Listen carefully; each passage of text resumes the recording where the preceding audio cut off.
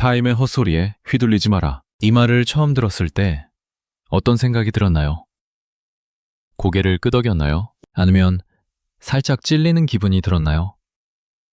누군가의 말 한마디가 마음속에 박혀서 하루 종일, 아니 며칠씩 떠나지 않았던 경험이 있나요? 우리는 살면서 참 많은 말들을 듣습니다. 가족의 말, 친구의 말, 직장 동료의 말, 때로는 잘 알지도 못하는 사람의 말까지. 그중 어떤 말은 귓가를 스치고 지나가지만 어떤 말은 이상하게도 계속 마음에 남습니다. 그 말이 떠오를 때마다 가슴이 답답해지기도 하고 불안해지기도 하고 화가 나기도 합니다. 아무렇지 않은 척 일상을 보내면서도 문득문득 그 말이 떠오르면서 내 생각이 흔들립니다. 왜 그럴까요? 왜 어떤 말은 그렇게 오래 남는 걸까요? 누군가 이렇게 말했던 적이 있나요? 그건 네가 잘못 생각하는 거야. 혹은 네가 그렇게 하면 안 돼. 아니면 넌 원래 그런 사람이야. 그 말을 들었을 때 기분이 어땠나요? 처음엔 무시하려고 했을지도 모릅니다. 뭘 알고 하는 소리야 라고 속으로 중얼거렸을지도 모릅니다. 하지만 시간이 지나면서 그 말이 자꾸 떠올랐나요? 혹시 내가 정말 잘못 생각하고 있는 건 아닐까 하는 의심이 들기 시작했나요? 그러다 어느 순간 내가 원래 하려던 선택을 바꾸게 되지는 않았나요? 내 생각이 틀렸을지도 모른다는 불안감에 결국 그 사람의 말대로 하게 되지는 않았나요? 그때 그 결정이 정말 내 결정이었나요? 우리는 때때로 타인의 말 앞에서 너무 쉽게 흔들립니다. 내가 확신했던 것들이 누군가의 한마디에 의심스러워집니다. 내가 좋아하던 것이 갑자기 부끄러워집니다. 내가 가려던 길이 잘못된 길처럼 느껴집니다. 그런 경험이 한두 번쯤은 있지 않나요? 누군가의 말 한마디가 하루를 망친 적이 있나요? 아침에 그 말을 듣고 하루 종일 그 말만 생각하며 보낸 적이 있나요? 일을 하면서도 밥을 먹으면서도 심지어 잠자리에 누워서도 그 말이 떠올라서 잠을 이루지 못한 적이 있나요? 왜 그 말이 그렇게 마음에 걸렸을까요? 그 말이 정말 옳은 말이어서였을까요? 아니면 그냥 그 사람이 그렇게 생각한 것 뿐이었을까요? 돌아보면 그 말이 정말 나를 위한 말이었는지조차 불분명할 때가 많습니다. 어쩌면 그 사람도 자기 기분대로, 자기 생각대로 던진 말이었을지도 모릅니다. 깊이 생각하지 않고 내 상황을 제대로 알지도 못하면서 그냥 한 말이었을지도 모릅니다. 그런데 우리는 그 말을 진지하게 받아들입니다. 그 말의 무게를 스스로 키웁니다. 그 말을 곱씹고 분석하고 의미를 부여합니다. 왜 그럴까요? 왜 우리는 타임의 말에 그렇게 쉽게 흔들리는 걸까요? 어떤 사람의 말은 쉽게 흘려보낼 수 있는데 어떤 사람의 말은 왜 그렇게 오래 남는 걸까요? 그 차이는 무엇일까요? 가까운 사람의 말이어서 그럴까요? 내가 존경하는 사람의 말이어서 그럴까요? 아니면 그 말이 내가 이미 갖고 있던 불안을 건드렸기 때문일까요? 생각해보면 우리를 가장 흔드는 말은 우리가 이미 은근히 걱정하고 있던 것을 건드리는 말입니다. 너는 그런 일을 할 수 없어 라는 말이 상처가 되는 건 내 안에 이미 혹시 나는 못하는 건 아닐까 하는 불안이 있었기 때문일지도 모릅니다. 그건 네 착각이야 라는 말이 마음에 걸리는 건 내가 이미 내 생각이 틀린 건 아닐까 하고 의심하고 있었기 때문일지도 모릅니다. 타인의 말이 무서운 건 그 말 자체가 아니라 그 말이 내 안의 불안을 깨우기 때문인지도 모릅니다. 그렇다면 그 불안은 언제부터 생긴 걸까요? 어렸을 때부터였을까요? 부모님의 말, 선생님의 말, 친구들의 말을 들으며 자라면서 우리는 언제부터 타인의 말을 내 생각보다 중요하게 여기게 됐을까요? 넌 왜 그렇게밖에 못해? 다른 애들은 다 하는데 너만 못하네. 네가 그러니까 안 되는 거야. 이런 말들을 들으며 자랐나요? 그 말들이 쌓이고 쌓여서 어느 순간부터 내 생각보다 남의 생각을 먼저 떠올리게 되지는 않았나요? 무언가를 결정할 때 내가 하고 싶은가 보다 남들이 뭐라고 할까를 먼저 생각하게 되지는 않았나요? 그게 언제부터였는지 기억나나요? 어른이 되어서도 마찬가지입니다. 직장에서 상사의 한마디, 동료의 한마디, 가족의 한마디가 매 하루를 좌우합니다. 그 말이 옳은지 그른지를 따지기도 전에 일단 그 말이 마음에 걸립니다. 당신은 그런 일에 맞지 않아. 그건 현실성이 없어. 당신 나이에 그걸 어떻게 해? 이런 말들을 들었을 때 어떤 기분이 들었나요? 화가 났나요? 억울했나요? 아니면 맞는 말인가 하고 내 생각을 의심하기 시작했나요? 그 말을 한 사람은 정말 나를 위해서 한 말이었을까요? 아니면 그냥 자기 생각, 자기 경험, 자기 불안을 나에게 투사한 것은 아니었을까요? 우리는 종종 타인의 불안을 내 것으로 착각합니다. 타인의 두려움을 내 두려움 받아들입니다. 타인의 한계를 내 한계로 여깁니다. 왜 그럴까요? 왜 우리는 그렇게 쉽게 타인의 감정을, 타인의 생각을 내 것으로 만드는 걸까요? 어쩌면 우리는 너무 오랫동안 타인의 말에 귀 기울이며 살아왔기 때문인지도 모릅니다. 내 목소리보다 타인의 목소리를 더 크게 들으며 살아왔기 때문인지도 모릅니다. 그러다 보니 어느 순간 내 목소리가 무엇인지조차 잘 모르게 되었는지도 모릅니다. 내가 정말 원하는 게 뭔지, 내가 진짜 하고 싶은 게 뭔지, 내가 믿는 게 뭔지, 그것들이 흐릿해졌는지도 모릅니다. 타인의 말들이 너무 많아서 내 생각이 묻혀버렸는지도 모릅니다. 그렇게 살아온 시간이 얼마나 되나요? 10년, 20년, 아니면 평생. 돌아보면 타인의 말에 휘둘려서 내린 결정들이 얼마나 되나요? 내가 정말 하고 싶었던 일을 포기한 적이 있나요? 네가 그걸 어떻게 해? 라는 말에 꿈을 접은 적이 있나요? 그때 만약 그 말을 듣지 않았다면 내 삶은 어떻게 달라졌을까요? 물론 타인의 말이 전부 나쁜 건 아닙니다. 때로는 타인의 조언이 큰 도움이 됩니다. 내가 보지 못한 것을 알려주기도 하고 실수를 막아주기도 합니다. 하지만 그것과 휘둘리는 것은 다릅니다. 조언을 듣는 것과 내 생각을 잃는 것은 다릅니다. 참고하는 것과 따르는 것은 다릅니다. 그 차이를 알고 있나요? 그 경계를 지킬 수 있나요? 누군가의 말을 들을 때 이건 참고할 만한 말이구나 라고 생각하나요? 아니면 이 사람이 맞는 말을 하고 있어, 내 생각이 틀렸어 라고 생각하나요? 그 차이가 중요합니다. 전자는 내가 여전히 중심에 있는 것이고 후자는 내가 중심에서 밀려난 것입니다. 내가 중심에 있을 때 타인의 말은 하나의 정보입니다. 귀담아 들을 수도 있고 흘려보낼 수도 있습니다. 선택은 내가 합니다. 하지만 내가 중심에서 밀려났을 때 타인의 말은 명령이 됩니다. 그 말에 따라야 할 것 같은 압박을 느낍니다. 그 말을 거부하면 뭔가 잘못되는 것 같은 불안이 듭니다. 지금 나는 어디에 있나요? 중심에 있나요? 아니면 밀려나 있나요? 타인의 말을 들을 때 내 안에 무엇이 반응하나요? 내 생각이 반응하나요?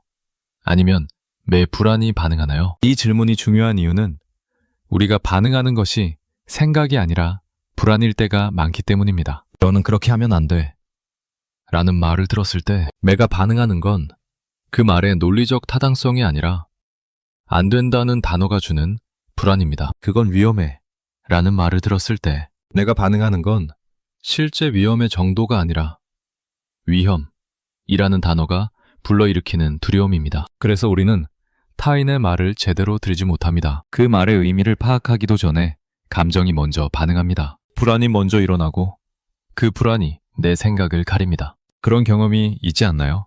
누군가 뭐라고 말했는데 그 말의 내용은 제대로 기억나지 않고 그때 느꼈던 불편한 감정만 선명하게 남아있는 경험 말입니다. 왜 그럴까요? 왜 우리는 말의 내용보다 감정을 더 강하게 기억하는 걸까요? 그건 우리가 타인의 말을 머리로 듣는 게 아니라 가슴으로 듣기 때문입니다. 논리로 받아들이는 게 아니라 감정으로 받아들이기 때문입니다. 그래서 같은 말도 누가 하느냐에 따라 다르게 들립니다. 내가 신뢰하는 사람이 하는 말은 조언처럼 들리지만 내가 신뢰하지 않는 사람이 하는 똑같은 말은 비만처럼 들립니다. 그 말을 한 사람이 나를 어떻게 생각하는지, 나를 좋아하는지, 나를 무시하는지에 따라 같은 말도 다른 의미로 받아들여집니다. 결국 우리가 듣는 건 말 자체가 아니라 그 말 뒤에 있는 관계입니다. 그 말을 통해 느껴지는 감정입니다. 그렇다면 정작 중요한 건 말의 내용이 아니라 내가 그 말을 어떻게 받아들이느냐는 아닐까요? 타인이 뭐라고 말하든 결국 그 말이 내 삶에 어떤 영향을 미칠지 결정하는 건 나 자신 아닐까요? 그런데 우리는 그 결정권을 너무 쉽게 넘겨줍니다. 저 사람이 그렇게 말했으니까 맞겠지. 저 사람이 나보다 더 잘 알겠지. 이렇게 생각하면서 내 생각을 의심하고 타인의 말을 따릅니다. 그게 습관이 되면 어떻게 될까요? 점점 더 내 생각을 믿지 못하게 됩니다. 점점 더 타인의 말에 의지하게 됩니다. 그러다 보면 결국 나는 사라지고 타인의 생각들로 가득 찬 껍데기만 남게 됩니다. 그게 두렵지 않나요? 언젠가 문득 내가 진짜 원하는 게 뭐지? 라는 질문을 스스로에게 던졌을 때 답을 찾지 못하는 순간이 올 수도 있습니다. 왜냐하면 너무 오랫동안 타인의 말만 듣고 살았기 때문입니다. 너무 오랫동안 남들이 원하는 것, 남들이 좋다고 하는 것만 따라갔기 때문입니다. 그렇게 산 세월이 10년, 20년, 30년이 되면 정작 내가 누구인지조차 모르게 됩니다. 그런 삶을 살고 싶은가요? 타인의 말을 휘둘리지 말라는 건 타인의 말을 무시하라는 게 아닙니다. 귀를 막고 살라는 게 아닙니다. 다만 이런 질문을 던지라는 것입니다. 이 말이 정말 나를 위한 말인가? 이 말이 나에게 정말 필요한 말인가? 이 말을 따랐을 때 그게 정말 내가 원하는 삶으로 이어지는가? 이런 질문들을 건너뛰고 그냥 타인의 말을 받아들이는 건 내 삶의 운전대를 남에게 넘겨주는 것과 같습니다. 지금까지 얼마나 많은 운전대를 넘겨줬나요? 부모에게, 선생님에게, 상사에게, 친구에게, 때로는 이름도 모르는 사람에게까지. 그리고 그들이 몰고 간 길은 정말 내가 가고 싶었던 길이었나요? 생각해보면 우리는 참 많은 순간에 타인의 목소리로 살아왔습니다. 아침에 눈을 뜨면서부터 밤에 잠들기 전까지 우리 머릿속엔 타인의 말들이 끊임없이 맴돕니다. 이렇게 하면 어떻게 생각할까? 저렇게 말하면 기분 나빠하지 않을까? 이런 선택을 하면 뭐라고 할까? 이런 생각들이 하루에 몇 번이나 떠오르나요? 그 생각들이 떠오를 때마다 내 진짜 생각은 뒤로 밀려납니다. 내가 정말 하고 싶은 말, 내가 정말 하고 싶은 선택이 잊혀집니다. 그리고 어느새 타임의 기준으로 매 하루를 평가하게 됩니다. 오늘 실수하지 않았나? 오늘 누구 기분 상하게 하지 않았나? 오늘 잘했나? 잘했다는 기준이 누구의 기준인가요? 내 기준인가요? 아니면 타임의 기준인가요? 돌이켜보면 우리는 언제부터 이렇게 됐을까요?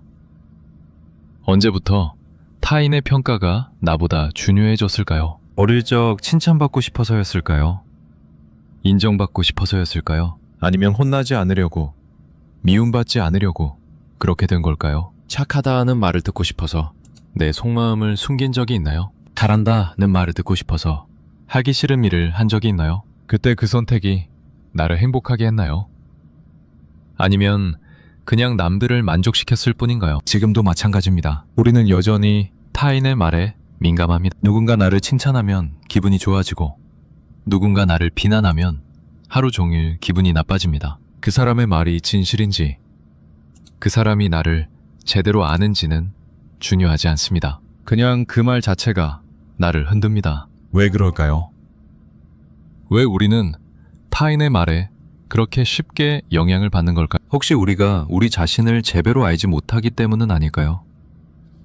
내가 누구인지, 내가 무엇을 원하는지, 내가 어떤 사람인지 제대로 알지 못하기 때문에 타인의 말로 나를 정의하려고 하는 건 아닐까요? 타인이 너는 이런 사람이야 라고 말하면 그게 맞는지 틀리는지도 모른 채 그런가 보다 하고 받아들입니다. 타인이 너는 이런 걸 잘해 라고 말하면 내가 정말 잘하는지도 모른 채 그런가 보다 하고 믿습니다. 타인이 너는 이런 걸 못해 라고 말하면 시도도 하기 전에 그런가 보다 하고 포기합니다. 이렇게 타인의 말로 나를 정의하다 보면 정작 진짜 나는 어디로 간 걸까요? 내가 스스로를 어떻게 보는지보다 남들이 나를 어떻게 보는지가 더 중요해진 건 언제부터였나요? 거울을 볼 때도 마찬가지입니다. 거울 속 내 모습을 보면서 나는 어떻게 보이지? 라고 생각하나요? 아니면 남들이 나를 어떻게 볼까? 라고 생각하나요? 옷을 고를 때도 마찬가지입니다. 내가 입고 싶은 옷을 고르나요? 아니면 남들이 보기에 괜찮은 옷을 고르나요? 말을 할 때도 마찬가지입니다. 내가 하고 싶은 말을 하나요? 아니면 남들이 듣고 싶어 할 말을 하나요? 이 모든 순간에 우리는 선택을 합니다. 나를 중심에 둘 것인가? 타인을 중심에 둘 것인가? 그런데 우리는 너무 자주, 너무 쉽게 타인을 중심에 둡니다. 그게 습관이 되어서 나를 중심에 두는 게 어색하게 느껴질 정도입니다. 내가 하고 싶은 대로 하면 이기적인 거 아닐까? 내 생각만 고집하면 독불장군이 되는 거 아닐까?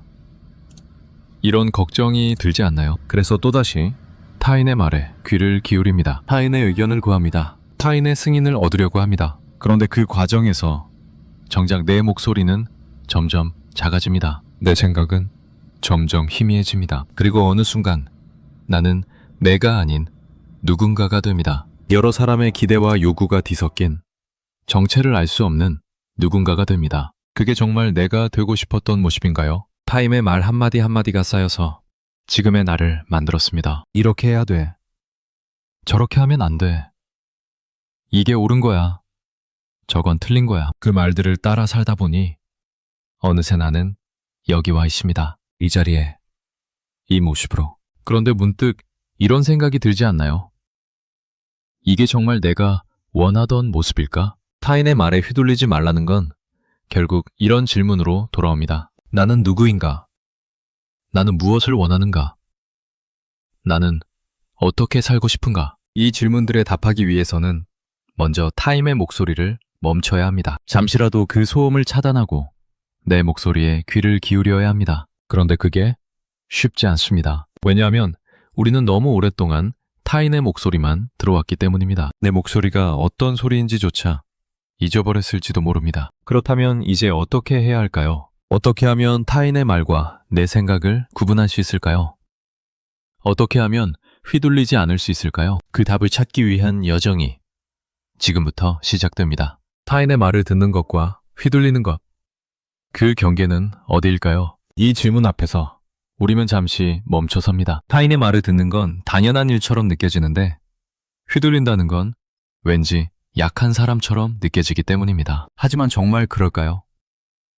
타인의 말을 듣는 것과 휘둘리는 것은 정말 다른 걸까요? 생각해보면 그 경계는 생각보다 모호합니다. 아주 미세한 차이입니다. 때로는 듣는다고 생각했는데 휘둘리고 있었고, 때로는 휘둘린다고 생각했는데 그냥 듣고 있었을 뿐입니다. 그 차이는 무엇일까요? 듣는다는 건 내가 여전히 중심에 있는 것입니다. 타인의 말이 들어오지만 그 말을 받아들일지 말지 결정하는 건 나입니다. 그 말을 내 삶에 어떻게 적용할지, 적용할지 말지도 내가 정합니다. 하지만 휘둘린다는 건 내가 중심에서 밀려난 것입니다. 타인의 말이 들어오면 자동으로 그 말이 내 생각을 대신합니다. 그 말이 옳은지 따져볼 여유도 없이 그냥 그 말대로 움직입니다. 지금 나는 어디에 있나요? 오늘 하루를 돌아봤을 때 내가 내린 선택들 중에서 정말 내 생각으로 내린 선택은 몇 개나 되나요? 아침에 무엇을 입을지 정할 때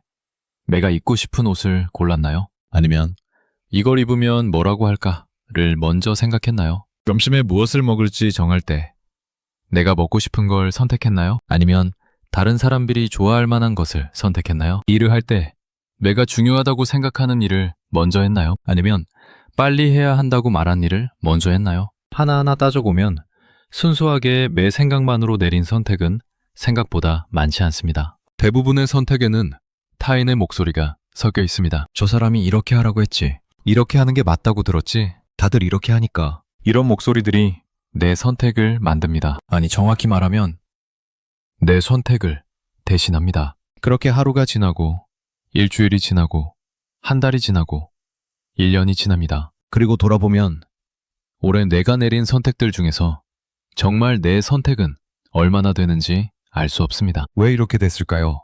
혹시 우리에게 매 기준이 없기 때문은 아닐까요? 무엇이 좋고 나쁜지, 무엇이 옳고 그른지, 무엇이 중요하고 중요하지 않은지에 대한 내 기준 말입니다. 기준이 없으면 선택할 때마다 흔들립니다. 매번 누군가에게 물어봐야 합니다. 이게 맞는 거야? 이렇게 해도 돼? 그리고 누군가 답을 주면 그 답이 내 답이 됩니다. 그게 정말 맞는지 틀리는지는 중요하지 않습니다. 누군가 그렇게 말했다는 것만으로 충분합니다. 그렇게 산 시간이 얼마나 되나요? 20살 때부터였나요? 30살 때부터였나요? 아니면 더 어렸을 때부터였나요? 기준 없이 산다는 건 누군가의 기준으로 산다는 뜻입니다. 내 기준이 없으면 타인의 기준이 내 기준이 됩니다. 내 생각이 없으면 타인의 생각이 내 생각이 됩니다. 그렇게 살다 보면 어떻게 될까요? 삶의 모든 순간이 타인의 평가를 기다리는 시간이 됩니다. 이렇게 하면 어떻게 생각할까? 저렇게 하면 괜찮을까? 아침에 눈을 뜨면서부터 밤에 잠들 때까지 타인의 평가가 매 하루를 지배합니다. 잘했는지 못했는지도 타인이 정합니다. 오늘 칭찬받았으니 잘한 거야. 오늘 혼났으니 못한 거야. 내가 스스로를 평가하는 게 아니라 타인의 반응으로 나를 평가합니다. 그게 익숙해지면 타인의 평가 없이는 불안해집니다. 아무 말이 없는데 이게 잘한 건가? 못한 건가? 이런 불안이 계속 따라다닙니다. 그 불안은 어디서 오는 걸까요? 혹시 내가 나를 믿지 못하기 때문은 아닐까요? 내 선택이 옳은지, 내 생각이 괜찮은지 스스로 확신하지 못하기 때문은 아닐까요? 그래서 끊임없이 타인의 승인을 구합니다. 타인의 인정을 기다립니다. 타인이 잘했어라고 말해줘야 비로소 안심합니다. 하지만 타인의 승인은 언제나 불확실합니다. 오늘 칭찬받았다고 내일도 칭찬받는 건 아닙니다. 어제 인정받았다고 오늘도 인정받는 건 아닙니다. 그래서 불안은 끝나지 않습니다. 매번, 매 순간 타인의 평가를 기다려야 합니다. 그런 삶이 편안한가요? 누군가는 이렇게 말할지도 모릅니다. 나는 타인의 평가 같은 거 신경 안 써. 내 마음대로 살아. 정말 그럴까요? 정말 타인의 평가를 신경 쓰지 않는다면 왜 누군가 나를 비난할 때 화가 날까요? 왜 누군가 나를 무시할 때 기분이 나빠질까요? 신경 쓰지 않는다면 그냥 흘려보낼 수 있을 텐데 왜 그 말이 계속 마음에 걸릴까요? 결국 우리는 모두 타인의 평가를 의식하며 살고 있습니다. 정도의 차이가 있을 뿐 완전히 자유로운 사람은 없습니다. 문제는 그 정도입니다. 타인의 평가가 내 삶에서 차지하는 비중이 얼마나 되는지가 문제입니다. 10% 정도인가요? 50% 정도인가요? 아니면 거의 전부인가요? 만약 타인의 평가가 내 삶의 대부분을 차지한다면 나는 누구를 위해 사는 걸까요? 내 삶인데 남의 기준으로 살고 있다면 이게 정말 내 삶이라고 할 수 있을까요? 20대 직장인이 있습니다. 그는 매일 아침 출근하면서 생각합니다. 오늘은 팀장님 눈에 들어야지. 일을 할 때도 이렇게 하면 팀장님이 좋아하실까? 를 먼저 생각합니다. 점심 메뉴를 고를 때도 팀장님이 좋아하시는 곳을 선택합니다. 팀장님이 칭찬하면 기분이 좋고 팀장님이 무표정하면 하루 종일 불안합니다. 그는 자기 일을 하는 게 아니라 팀장님의 평가를 받기 위해 일합니다. 이런 모습 낯설지 않지 않나요? 누군가의 눈치를 보며 사는 삶, 누군가의 기대에 부응하려고 애쓰는 삶, 누군가의 평가에 일희일비하는 삶. 이게 정말 내가 원하던 삶이었나요? 그렇다면 대체 누구의 기대를 의식하며 살고 있는 걸까요? 부모님의 기대인가요? 이렇게 살아야 한다고 말씀하셨던 그 기배의 말입니다. 배우자의 기대인가요? 이런 사람이어야 한다고 바라는 그 기대 말입니다. 상사의 기대인가요? 이 정도는 해줘야지 라고 요구하는 그 기대 말입니다. 친구들의 기대인가요? 우리는 이렇게 지내야 해 라고 암묵적으로 합의된 그 기대 말입니다. 아니면 사회의 기대인가요? 이 나이에는 이렇게 살아야 한다고 말하는 그 기대 말입니다. 이 모든 기대를 다 충족시키며 살 수 있나요? 불가능합니다. 누군가의 기대를 충족시키면 다른 누군가의 기대에는 미치지 못합니다. 그래서 우리는 늘 부족합니다. 늘 미안합니다. 늘 최선을 다했다고 느끼지 못합니다. 왜냐하면 기대가 너무 많기 때문입니다. 그리고 그 기대들이 서로 충돌하기 때문입니다. 부모님은 안정적인 삶을 바라는데 나는 도전하고 싶을 수도 있습니다. 배우자는 더 많은 시간을 함께 보내길 원하는데 직장에서는 더 많은 시간을 일하길 요구합니다. 친구들은 자주 만나자고 하는데 나는 혼자 있고 싶을 수도 있습니다. 이 모든 것을 다 맞추려고 하면 결국 내가 원하는 건 뒤로 밀려납니다. 내 시간은 없고 내 선택은 없고 내 삶은 없습니다. 그렇게 살다 보면 언젠가 이런 생각이 듭니다. 도대체 나는 뭘 하고 있는 것이? 타인의 기대를 충족시키느라 정작 내 삶은 살지 못했다는 생각 말입니다. 그런데 여기서 중요한 질문이 하나 있습니다. 타인의 기대라는 게 정말 타인의 기대일까요?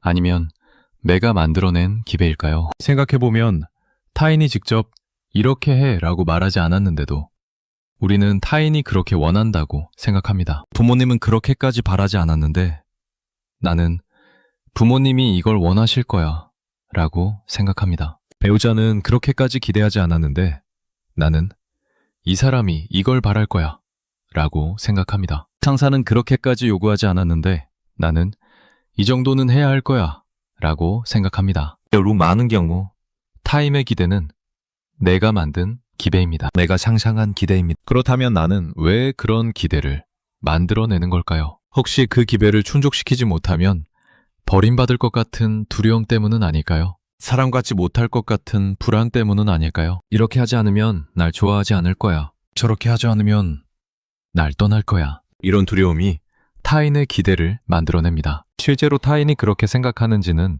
중요하지 않습니다. 내가 그렇게 느끼는 것만으로 충분합니다. 그리고 그 두려움에 따라 행동합니다. 타인의 기대를 충족시키려고 했습니다. 나를 잃어가면서도 타인에게 맞춰갑니다. 그게 안전하다고 느껴지기 때문입니다. 그게 사랑받는 방법이라고 믿기 때문입니다. 하지만 정말 그럴까요? 나를 잃어가면서 얻은 사랑이 진짜 사랑일까요?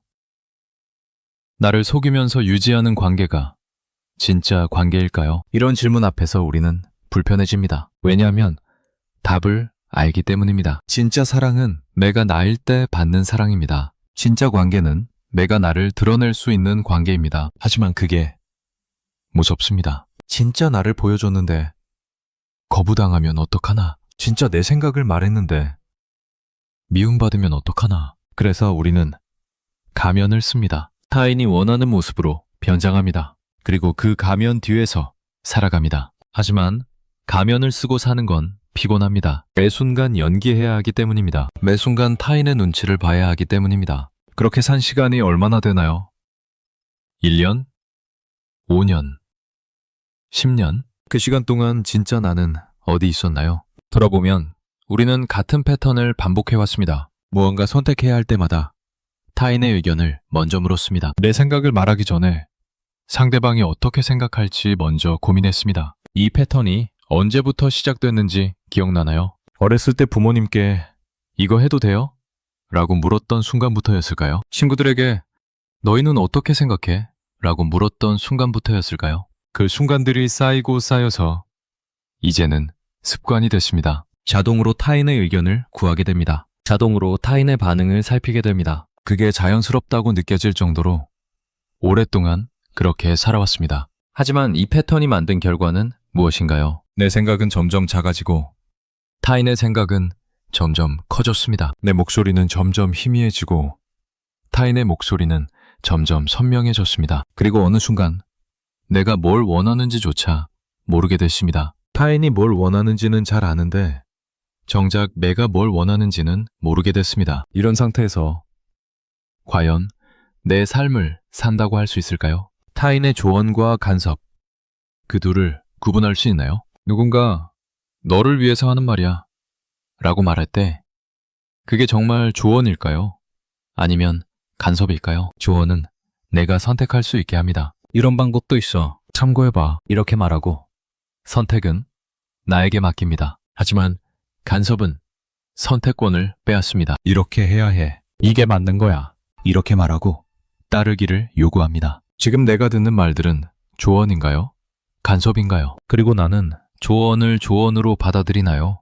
아니면 간섭처럼 받아들이나요? 때로는 조언도 간섭처럼 느껴집니다. 내가 나를 믿지 못할 때 타인의 모든 말이 명령처럼 들리기 때문입니다. 이렇게 해봐 라는 가벼운 제안도 이렇게 해야 한다는 강요처럼 들립니다. 그래서 그 말에 따라야 할 것 같은 압박은 느낍니다. 반대로 간섭도 조언으로 포장될 수 있습니다. 너를 위해서 라는 말 뒤에 숨어서 자기 뜻을 강요하는 것입니다. 그렇다면 어떻게 구분할 수 있을까요? 질문을 던져보는 겁니다. 이 말을 한 사람은 내 선택을 존중하나요?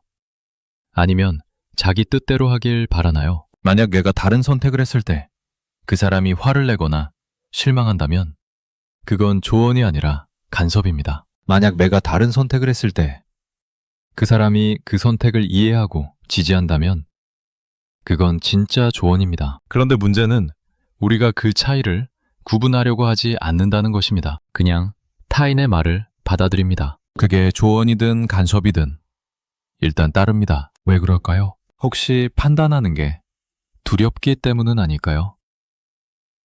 이게 조언인지 간섭인지 판단하는 내가 틀리면 어떡하지? 이런 불안 때문은 아닐까요? 그래서 그냥 따르는 게 편합니다. 생각하지 않고, 판단하지 않고, 그냥 시키는 대로 하는 게 편합니다. 하지만 그렇게 사는 건 내 삶을 사는 게 아닙니다. 타인이 정해준 길을 걷는 것입니다. 관계 속에서 나를 지킨다는 건 무엇일까요? 많은 사람들이 관계를 위해 나를 희생합니다. 이 관계를 지키려면 내가 참아야지. 이 사람을 잃지 않으려면 내가 맞춰야지. 이런 생각으로 자신을 구부립니다. 자신의 생각을 숨기고 자신의 감정을 억누르고 자신의 욕구를 포기합니다. 그렇게 지킨 관계는 건강한 관계일까요? 한쪽이 계속 자신을 희생하는 관계는 결국 균형이 무너진 관계입니다. 한쪽은 점점 작아지고 다른 한쪽은 점점 커집니다. 그리고 작아진 쪽은 언젠가 이런 생각을 하게 됩니다. 나는 이 관계에서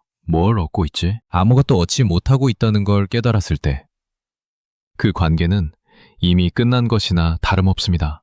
그렇다면 관계를 지키면서도 나를 지킬 수 있는 방법은 없을까요? 있습니다. 내 생각을 말하는 것입니다. 내 감정을 표현하는 것입니다. 내 욕구를 존중하는 것입니다. 나는 이렇게 생각해. 나는 이렇게 느껴. 나는 이게 필요해. 이렇게 말하는 게 관계를 깨뜨리는 걸까요? 아닙니다. 오히려 관계를 더 건강하게 만듭니다. 진짜 관계는 두 사람이 서로의 다름을 인정하고 존중하는 관계입니다. 한쪽이 다른 쪽에 맞춰야만 유지되는 관계는 진짜 관계가 아닙니다. 그런데 왜 우리는 말하지 못할까요? 왜 계속 참고, 맞추고, 희생할까요? 혹시 거절당하는 게 두려워서는 아닐까요? 내 진짜 모습을 보여줬다가 떠나면 어떡하지? 하지만 생각해보세요. 진짜 나를 보여줬을 때 떠나는 사람이라면 그 사람은 애초에 나를 사랑한 게 아닙니다. 내가 만든 가면을 사랑한 것입니다. 그런 사람을 붙잡기 위해 계속 가면을 쓰고 살 건가요? 내 삶의 방향을 정할 때 나는 운전대를 잡고 있나요? 아니면 조수석에 앉아 있나요? 운전대를 잡고 있다면 어디로 갈지는 내가 정합니다. 타인의 의견을 들을 수는 있지만 최종 결정은 나의 몫입니다. 하지만 조수석에 앉아 있다면 어디로 갈지는 운전하는 사람이 정합니다. 나는 그냥 따라갈 뿐입니다. 지금 나는 어디에 앉아 있나요? 솔직하게 생각해보면 대부분의 순간 우리는 조수석에 앉아 있습니다. 누군가 운전대를 잡고 우리는 그 옆에서 목적지를 향해 갑니다. 부모님이 운전대를 잡았을 수도 있고 배우자가 운전대를 잡았을 수도 있고 상사가 운전대를 잡았을 수도 있습니다. 아니면 사회가, 관습이, 상식이 운전대를 잡았을 수도 있습니다. 이 나이에는 이렇게 살아야지. 결혼하면 이렇게 해야지. 직장인이면 이렇게 해야지. 이런 목소리들이 운전대를 잡고 나는 조수석에서 그저 바라만 봅니다. 그런데 문득 이런 생각이 들지 않나요? 이게 내가 가고 싶은 길인가? 운전하는 사람이 정한 목적지가 정말 내가 가고 싶은 곳인가요? 만약 아니라면 언제쯤 운전대를 잡을 건가요? 10년 후? 20년 후? 아니면 은퇴하고 나서? 그때까지 기다리면 이미 너무 많은 길을 지나쳐버린 후일지도 모릅니다. 돌아갈 수 없을 만큼 멀리 와버린 후일지도 모릅니다. 나를 위한다는 말들을 들어봤나요? 너를 위해서 하는 말이야. 네가 잘 되길 바라서 하는 소리야. 그 말을 들을 때 기분이 어땠나요? 고마웠나요? 아니면 불편했나요? 때로는 나를 위한다는 말이 오히려 나를 불안하게 만듭니다. 너를 위해서인데 왜 이렇게 하지 않아? 이런 말 뒤에는 실망과 압박이 숨어 있습니다. 네가 잘 되려면 이렇게 해야 해. 이런 말 뒤에는 통제와 강요가 숨어 있습니다. 진짜 나를 위하는 말이라면 나를 불안하게 만들지 않습니다. 진짜 나를 위하는 말이라면 내 선택을 존중합니다. 하지만 많은 경우 너를 위해서라는 말은 내 뜻대로 해 라는 뜻입니다. 그런 말들을 얼마나 들었나요? 그리고 그 말들을 따라서 지금 여기까지 왔나요? 그렇다면 지금 이곳이 정말 내가 오고 싶었던 곳인가요? 나를 위한다는 말에 휘둘려서 온 곳이 정말 나를 위한 곳인가요? 생각해보면 진짜 나를 위하는 말은 따로 있습니다. 네가 원하는 게 뭐야? 네가 어떻게 하고 싶어? 네 생각은 어때? 이런 질문들이 진짜 나를 위하는 말입니다. 나를 중심에 두는 말입니다. 반면에 이렇게 해야 해, 저렇게 하면 안 돼 는 나를 중심에서 밀어내는 말입니다. 지금 내가 듣는 말들은 어떤 말들인가요? 나를 중심에 두는 말들인가요? 아니면 나를 밀어내는 말들인가요? 그리고 나는 어떤 말들에 더 귀를 기울이고 있나요? 이 질문들 앞에서 우리는 멈춥니다. 답하기가 쉽지 않기 때문입니다. 어쩌면 지금까지의 선택들이 정말 내 선택이 아니었을지도 모른다는 불안이 밀려오기 때문입니다. 하지만 이 불안을 마주하는 것이 중요합니다. 이 질문들과 마주하는 것이 중요합니다. 왜냐하면 이 질문들이 나를 다시 중심으로 데려오기 때문입니다. 지금 내가 하고 있는 선택들을 돌아보는 것, 누구의 기대를 의식하며 살고 있는지 확인하는 것, 조언과 간섭을 구분하는 것, 운전대를 누가 잡고 있는지 확인하는 것, 이 모든 질문들이 결국 하나의 질문으로 모입니다. 나는 내 삶을 살고 있는가? 이 질문에 답하기 위해서는 먼저 내가 어디에 서 있는지 알아야 합니다. 내가 중심에 있는지, 밀려나 있는지 알아야 합니다. 그리고 만약 밀려나 있다면 어떻게 다시 중심으로 돌아올 수 있는지 생각해야 합니다. 그 방법은 무엇일까요? 어떻게 하면 타인의 말에 휘둘리지 않고 내 삶을 살 수 있을까요? 지금 이 순간도 선택의 순간입니다. 타인이 뭐라고 말하든 그 말을 어떻게 받아들일지는 내가 정할 수 있습니다. 타인이 무엇을 기대하든 그 기대를 충족시킬지 말지는 내가 정할 수 있습니다. 타인이 어디로 가자고 하든 내가 정말 가고 싶은 곳으로 갈지는 내가 정할 수 있습니다. 선택권은 언제나 나에게 있습니다. 다만 우리가 그 선택권을 사용하지 않았을 뿐입니다. 앞으로 계속 이 방식으로 살고 싶은가요? 타인의 평가를 의식하고 타인의 기대에 맞추고 타인의 말에 따라 살아가는 이 방식을, 아니면 다른 방식으로 살고 싶은가요? 내 생각을 중심에 두고 내 기준으로 선택하고 내 목소리를 들으며 살아가는 방식으로. 선택은 언제나 우리 앞에 있습니다. 지금 이 순간도 우리는 선택할 수 있습니다. 계속 조수석에 앉아 있을 것인가? 아니면 운전대를 잡을 것인가? 그 선택을 이제는 내가 할 때가 아닐까요? 내 기준을 만든다는 건 어렵게 느껴질 수도 있습니다. 내가 뭘 하겠어. 남들이 하는 대로 하는 게 안전하지. 하지만 남들이 하는 대로 산다고 해서 정말 안전한 걸까요? 남들의 길이 나에게도 맞는 길이라는 보장은 없습니다. 남들에게 좋은 선택이 나에게도 좋은 선택이라는 보장도 없습니다. 결국 내 삶은 내가 살아야 합니다. 남이 대신 살아줄 수 없습니다. 그렇다면 내 기준으로, 내 선택으로, 내 방식대로 사는 게 맞지 않을까요? 실수할 수도 있습니다. 잘못된 선택을 할 수도 있습니다. 하지만 그게 내 선택이라면 그 결과도 내가 받아들일 수 있습니다. 타인의 말에 휘둘려서 한 선택은 결과가 나빴을 때 후회만 남습니다. 그 사람 말만 듣지 않았어도. 하지만 내 선택은 결과가 나빠도 배움이 됩니다. 다음엔 이렇게 하지 말아야지. 그 차이를 아시나요? 지금부터라도 늦지 않았습니다. 지금부터라도 내 목소리에 귀 기울일 수 있습니다. 지금부터라도 내 기준을 만들어갈 수 있습니다. 지금부터라도 운전대를 잡을 수 있습니다. 그 첫걸음이 이 질문들을 마주하는 것입니다. 나는 지금 어디에 서 있는가? 나는 무엇을 원하는가? 나는 어떻게 살고 싶은가? 이 질문들과 함께 우리는 조금씩 나로 돌아갈 수 있습니다. 왜 우리는 타인의 말에 그렇게 쉽게 흔들리는 걸까요? 이 질문 앞에서 우리는 먼저 우리 자신을 이해할 필요가 있습니다. 우리 안에서 무슨 일이 일어나고 있는지, 우리의 마음이 어떻게 작동하는지 말입니다. 타인의 말이 마음에 남는 건 정말 그 말이 옳아서일까요?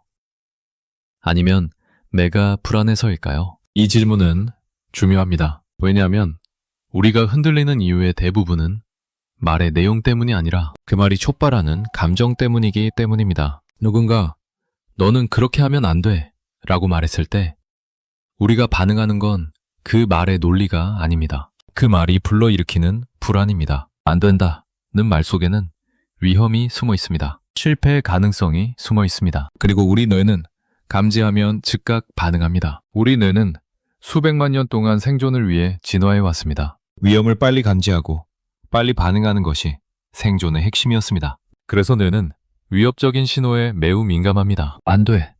위험해. 틀렸어.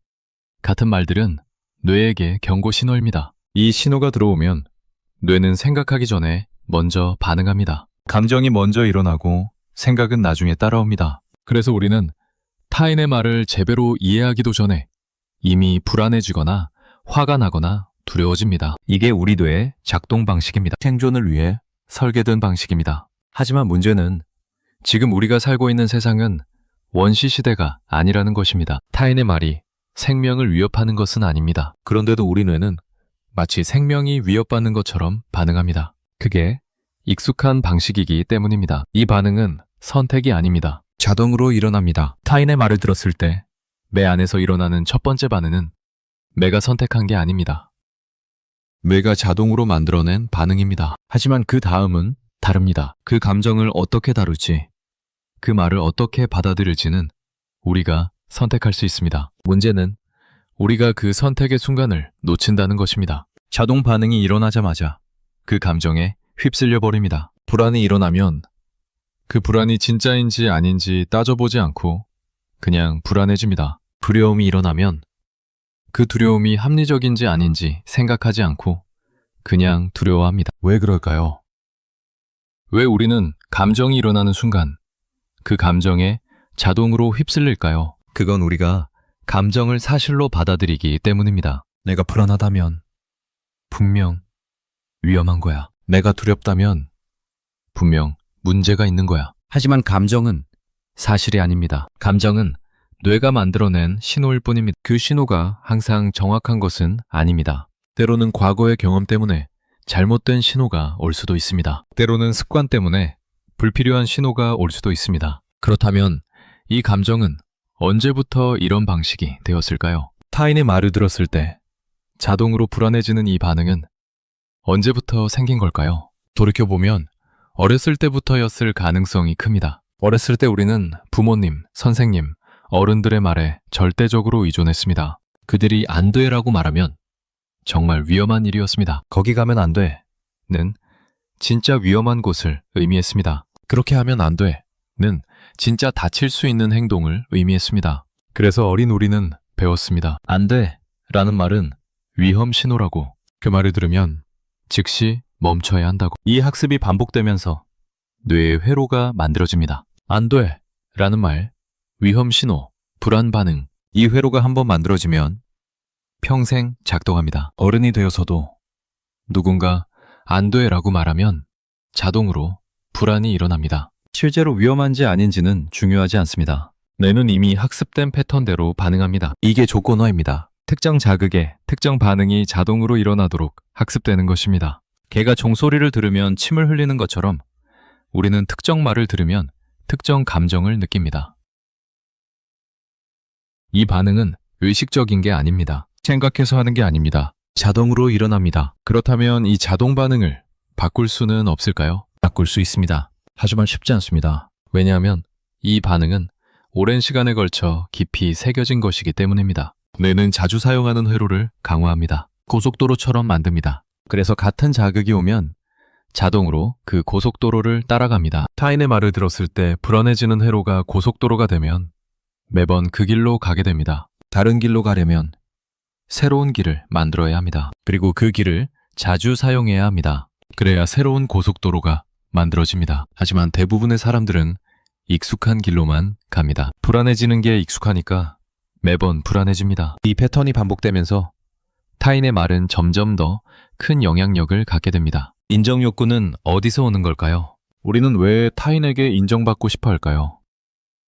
왜 타인의 승인이 그렇게 중요할까요? 이것도 생존과 관련이 있습니다. 인간은 사회적 동물입니다. 혼자서는 생존할 수 없었습니다. 집단에 속해야만 살아남을 수 있었습니다. 그래서 우리 뇌에는 소속감을 추구하는 본능이 새겨져 있습니다. 집단에서 배제되는 것은 곧 죽음을 의미했기 때문입니다. 집단에 속하기 위해서는 집단의 규칙을 따라야 했습니다. 집단의 인정을 받아야 했습니다. 그래서 우리는 타인의 평가에 민감하게 반응하도록 진화했습니다. 타인이 나를 어떻게 보는지가 내 생존에 직결됐기 때문입니다. 이 본능은 지금도 작동합니다. 비록 지금은 집단에서 배제된다고 해서 죽는 것은 아니지만 우리 뇌는 여전히 그렇게 느낍니다. 누군가 나를 비난하면 뇌는 위험해, 집단에서 쫓겨날 수 있어 라고 경고합니다. 누군가 나를 무시하면 뇌는 조심해, 소속감이 위협받고 있어 라고 신호를 보냅니다. 이 신호들이 불안을 만듭니다. 그리고 이 불안이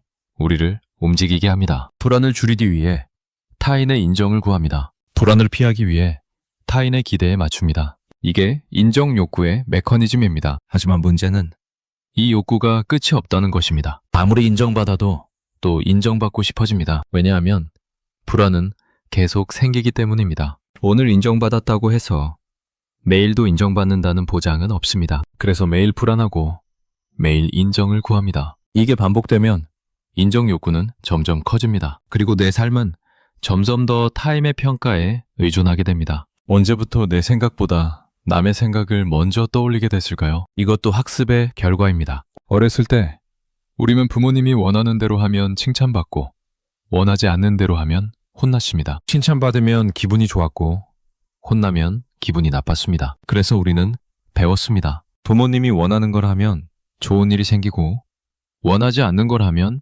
나쁜 일이 생긴다. 이 학습이 반복되면서 우리는 자동으로 부모님이 뭘 원하실까를 먼저 생각하게 됐습니다. 학교에 가서도 마찬가지였습니다. 선생님이 원하는 대로 하면 칭찬받고 원하지 않는 대로 하면 혼났습니다. 친구들과의 관계도 마찬가지였습니다. 친구들이 원하는 대로 하면 받아들여지고 원하지 않는 대로 하면 배척당했습니다. 이런 경험들이 쌓이면서 우리는 패턴을 학습합니다. 타인이 원하는 것을 먼저 파악하는 게 안전하다. 이 패턴이 습관이 되면 무의식적으로 작동합니다. 무언가를 결정할 때 자동으로 남들은 어떻게 생각할까가 먼저 떠오릅니다. 무언가를 말할 때 자동으로 이렇게 말하면 어떻게 받아들일까를 먼저 걱정합니다. 이 습관은 너무 자연스러워서 우리는 이게 습관인 줄도 모릅니다. 그냥 원래 그런 거라고 생각합니다. 하지만 이건 선택이 아닙니다. 학습된 패턴입니다. 타인의 시선을 내면화한다는 건 무엇일까요? 처음에는 타인의 시선이 밖에 있습니다. 저 사람이 나를 어떻게 볼까? 하지만 시간이 지나면서 그 시선이 안으로 들어옵니다. 나는 나를 어떻게 봐야 하나? 이게 내면화입니다. 타인이 나를 평가하던 방식을 이제는 내가 나를 평가할 때 사용합니다. 타인이 중요하게 여기던 것을 이제는 내가 중요하게 여깁니다. 타인이 나에게 요구하던 것을 이제는 내가 나에게 요구합니다. 그래서 타인이 옆에 없어도 타인의 목소리가 들립니다. 내 안에서 들립니다. 이렇게 하면 안 돼. 더 열심히 해야 해. 이 정도로는 부족해. 이 목소리들이 누구의 목소리일까요? 타인의 목소리일까요? 내 목소리일까요? 처음엔 타인의 목소리였습니다. 하지만 너무 많이 들어서 이제는 내 목소리가 됐습니다. 이게 내면화의 과정입니다. 내가 나를 평가하는 기준과 남이 나를 평가하는 기준이 같아진 건 언제부터일까요? 이것도 내면화의 결과입니다. 처음에는 부모님의 기준이 있었습니다. 공부를 잘해야 한다. 착하게 행동해야 한다. 우리는 그 기준에 맞추려고 노력했습니다. 그 기준에 맞으면 칭찬받고 맞지 않으면 혼났기 때문입니다. 그러다 보니 어느 순간 그 기준이 내 기준이 됐습니다. 이제는 부모님이 옆에 없어도 나 스스로 공부를 잘해야 해, 착하게 행동해야 해 라고 생각합니다. 그리고 그 기준으로 나를 평가합니다. 기준에 맞으면 스스로 만족하고 맞지 않으면 스스로 실망합니다. 이게 바로 타인의 기준이 내 기준이 되는 과정입니다. 문제는 이 기준이 정말 나에게 맞는 기준인지 한 번도 따져본 적이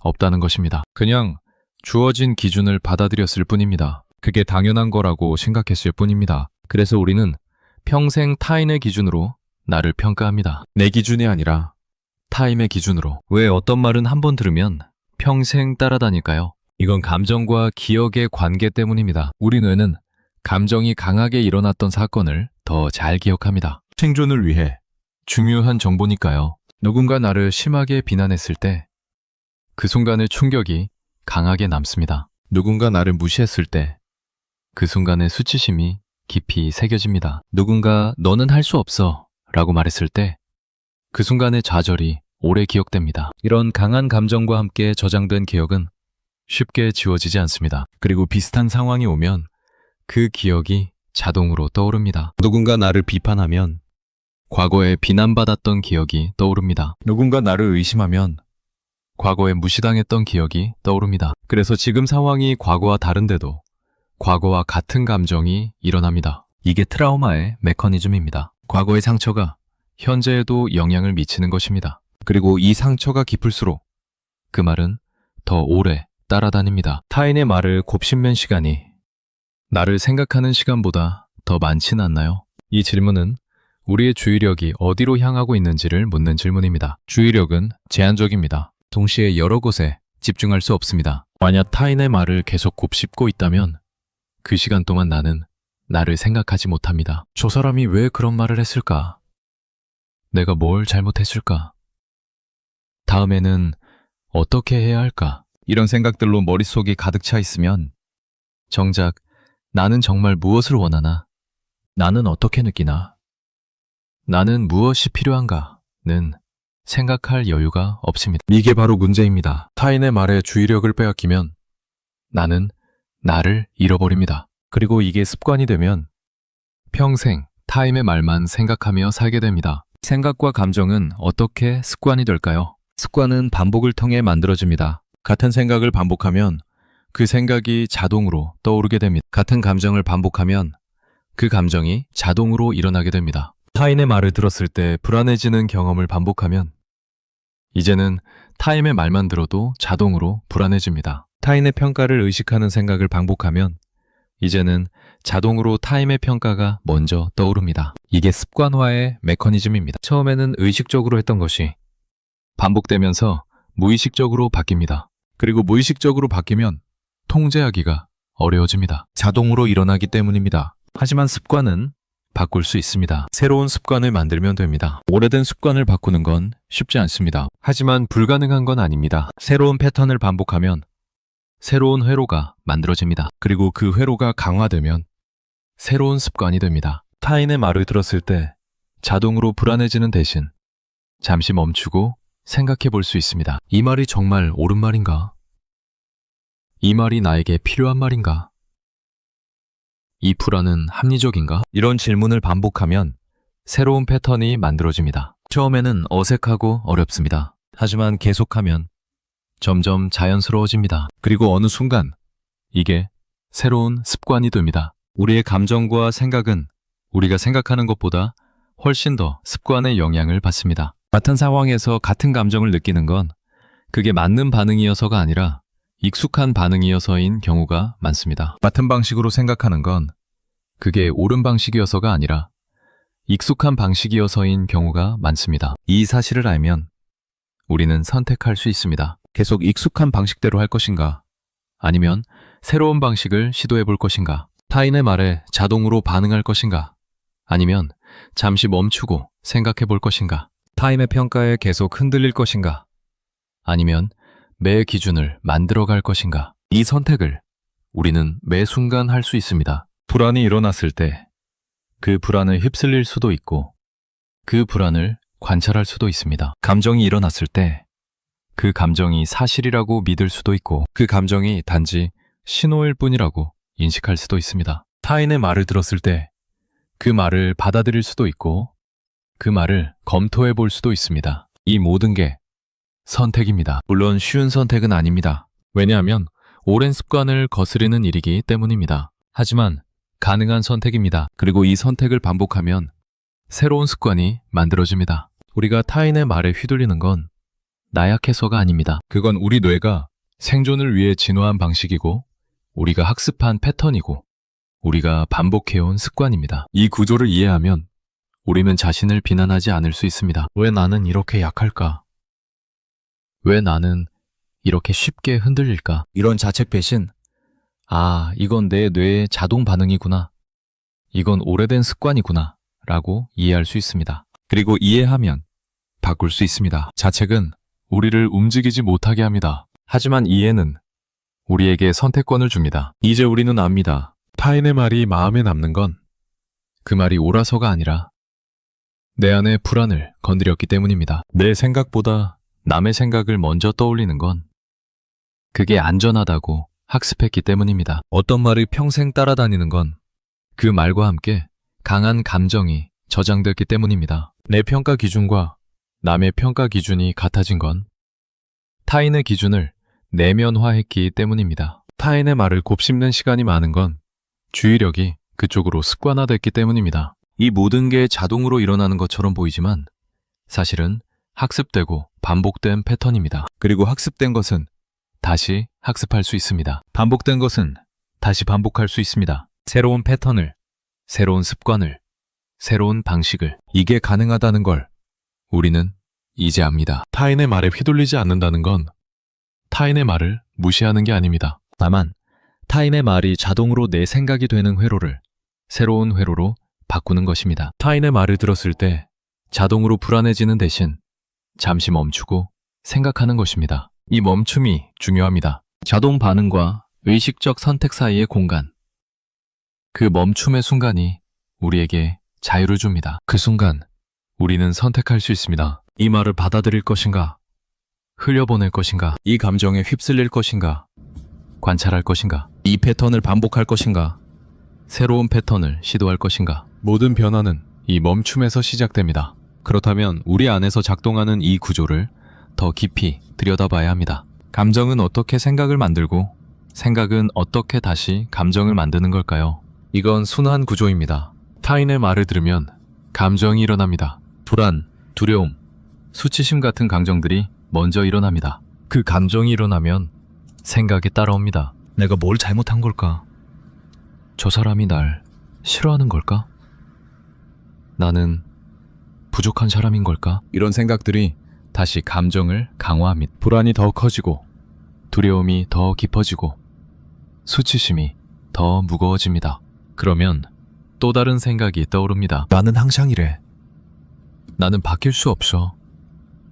나는 영원히 이렇게 살 거야. 이런 생각이 또 감정을 만듭니다. 절망, 무기력, 자괴감 같은 감정들이 일어납니다. 이게 계속 반복됩니다. 감정이 생각을 만들고 생각이 감정을 만들고 그게 다시 생각을 만들고 이 순환이 계속되면 우리는 그 안에 갇힙니다. 같은 감정, 같은 생각, 같은 패턴 속에 갇혀서 빠져나오지 못합니다. 이 순환은 언제 멈출 수 있을까요? 멈추려면 한 지점에서 끊어야 합니다. 감정과 생각 사이 어디에선가 끊어야 합니다. 감정이 일어났을 때 자동으로 생각으로 넘어가지 않는 것입니다. 아, 지금 불안이 일어나고 있구나 하고 그냥 관찰하는 것입니다. 그 불안에 대해 생각하지 않고 그냥 느끼기만 하는 것입니다. 그러면 감정은 잠시 후 사라집니다. 감정은 파도처럼 일어났다가 사라지는 것이기 때문입니다. 하지만 우리가 그 감정에 대해 생각하기 시작하면 감정은 사라지지 않습니다. 생각이 감정을 계속 만들어내기 때문입니다. 이 차이를 아시나요? 감정 자체는 몇 초, 길어야 몇 분이면 사라집니다. 하지만 그 감정에 대한 생각은 몇 시간, 며칠, 심지어 몇 년씩 계속될 수 있습니다. 우리를 괴롭히는 건 감정이 아니라 생각입니다. 불안 자체는 견딜만 합니다. 하지만 불안에 대한 생각. 왜 나는 불안한 걸까? 이 불안이 계속되면 어떡하지? 같은 생각들이 우리를 괴롭힙니다. 그렇다면 우리는 감정이 일어났을 때 생각하지 않는 연습을 해야 합니다. 그냥 느끼는 것입니다. 판단하지 않고, 분석하지 않고, 해결하려 하지 않고, 그냥 느끼는 것입니다. 지금 내 가슴이 답답하구나. 지금 내 호흡이 빨라지고 있구나. 지금 내 몸이 긴장하고 있구나. 이렇게 몸의 감각에 주의를 기울이면 생각의 순환에 끊을 수 있습니다. 왜 우리는 같은 실수를 반복할까요? 이것도 습관화된 패턴 때문입니다. 특정 상황이 오면 자동으로 같은 방식으로 반응합니다. 그게 익숙하기 때문입니다. 누군가 나를 비판하면 자동으로 방어적이 됩니다. 누군가 나를 무시하면 자동으로 위축됩니다. 누군가 나에게 조언하면 자동으로 따르려고 합니다. 이 자동 반응이 습관이 되면 매번 같은 결과를 만듭니다. 방어적이 들면 관계가 나빠집니다. 위축되면 기회를 놓칩니다. 무조건 따르면 나를 잃습니다. 그런데도 우리는 같은 방식으로 반응합니다. 왜냐하면 그게 익숙하기 때문입니다. 새로운 방식은 어색하고 불편합니다. 실수할 것 같고 이상해 보일 것 같습니다. 그래서 익숙한 방식을 계속 반복합니다. 비록 그 방식이 나를 괴롭히더라도 이 패턴을 깨려면 불편함을 감수해야 합니다. 새로운 방식을 시도해보는 것입니다. 어색하더라도 불편하더라도 누군가 나를 비판했을 때 방어하는 대신 듣기만 해보는 것입니다. 누군가 나를 무시했을 때 위축되는 대신 그냥 지나가게 놔두는 것입니다. 누군가 조언했을 때 자동으로 따르는 대신 잠시 생각해보는 것입니다. 이런 새로운 시도들이 쌓이면 새로운 패턴이 만들어집니다. 그리고 새로운 패턴은 새로운 결과를 만듭니다. 타인의 말에 휘둘리지 않는 삶은 하루아침에 만들어지지 않습니다. 오랜 시간 쌓인 습관을 바꾸는 일이기 때문입니다. 하지만 작은 선택들이 쌓이면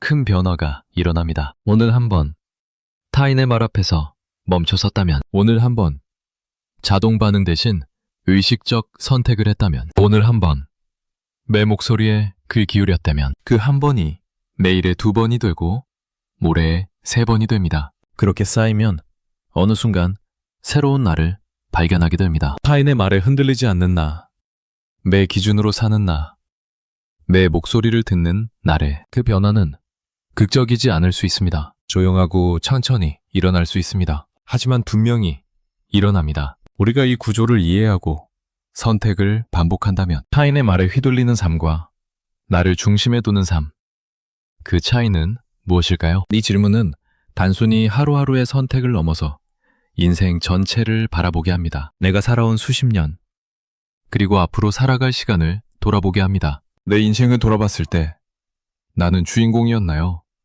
아니면 관객이었나요? 주인공은 이야기를 만들어가는 사람입니다. 자기 선택으로 삶을 이끌어가는 사람입니다. 실수도 하고 넘어지기도 하지만 그래도 자기 발로 걸어가는 사람입니다. 관객은 이야기를 바라보는 사람입니다. 다른 누군가가 만든 이야기를, 다른 누군가가 정한 방향을 그저 지켜보기만 하는 사람입니다. 지금까지 살아온 내 인생에서 나는 어디에 있었나요? 내가 원하는 장면을 만들었나요?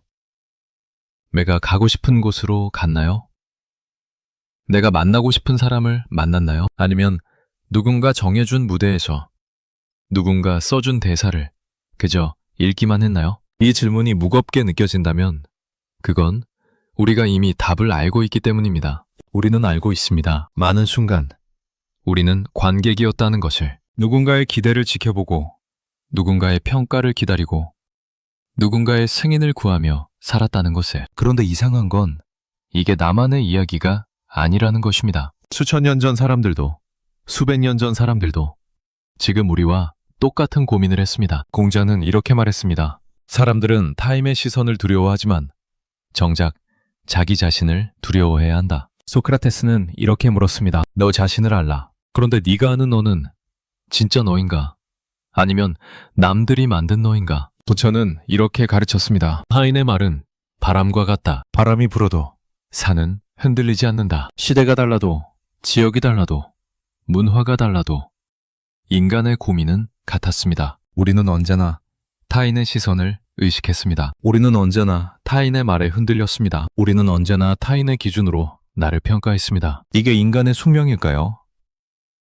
태어나면서부터 안고 가야 할 무게일까요? 아니면 우리가 선택할 수 있는 것일까요? 역사를 보면 이 질문에 답한 사람들이 있었습니다. 소로는 숲으로 들어갔습니다. 사람들이 왜 그렇게 사느냐고 물었을 때 그는 대답했습니다. 나는 내가 사는 게 아닌 삶을 살고 싶지 않았다. 니체는 선언했습니다. 나는 군중이 가는 길을 거부한다. 나는 내 길을 만들 것이다. 버지니아 울프는 썼습니다. 여성은 자기만의 방이 필요하다. 그건 물리적 공간만을 말하는 게 아니었습니다. 타인의 시선에서 벗어난 온전히 자기 자신일 수 있는 공간을 말하는 것이었습니다. 이 사람들이 특별해서 그랬을까요?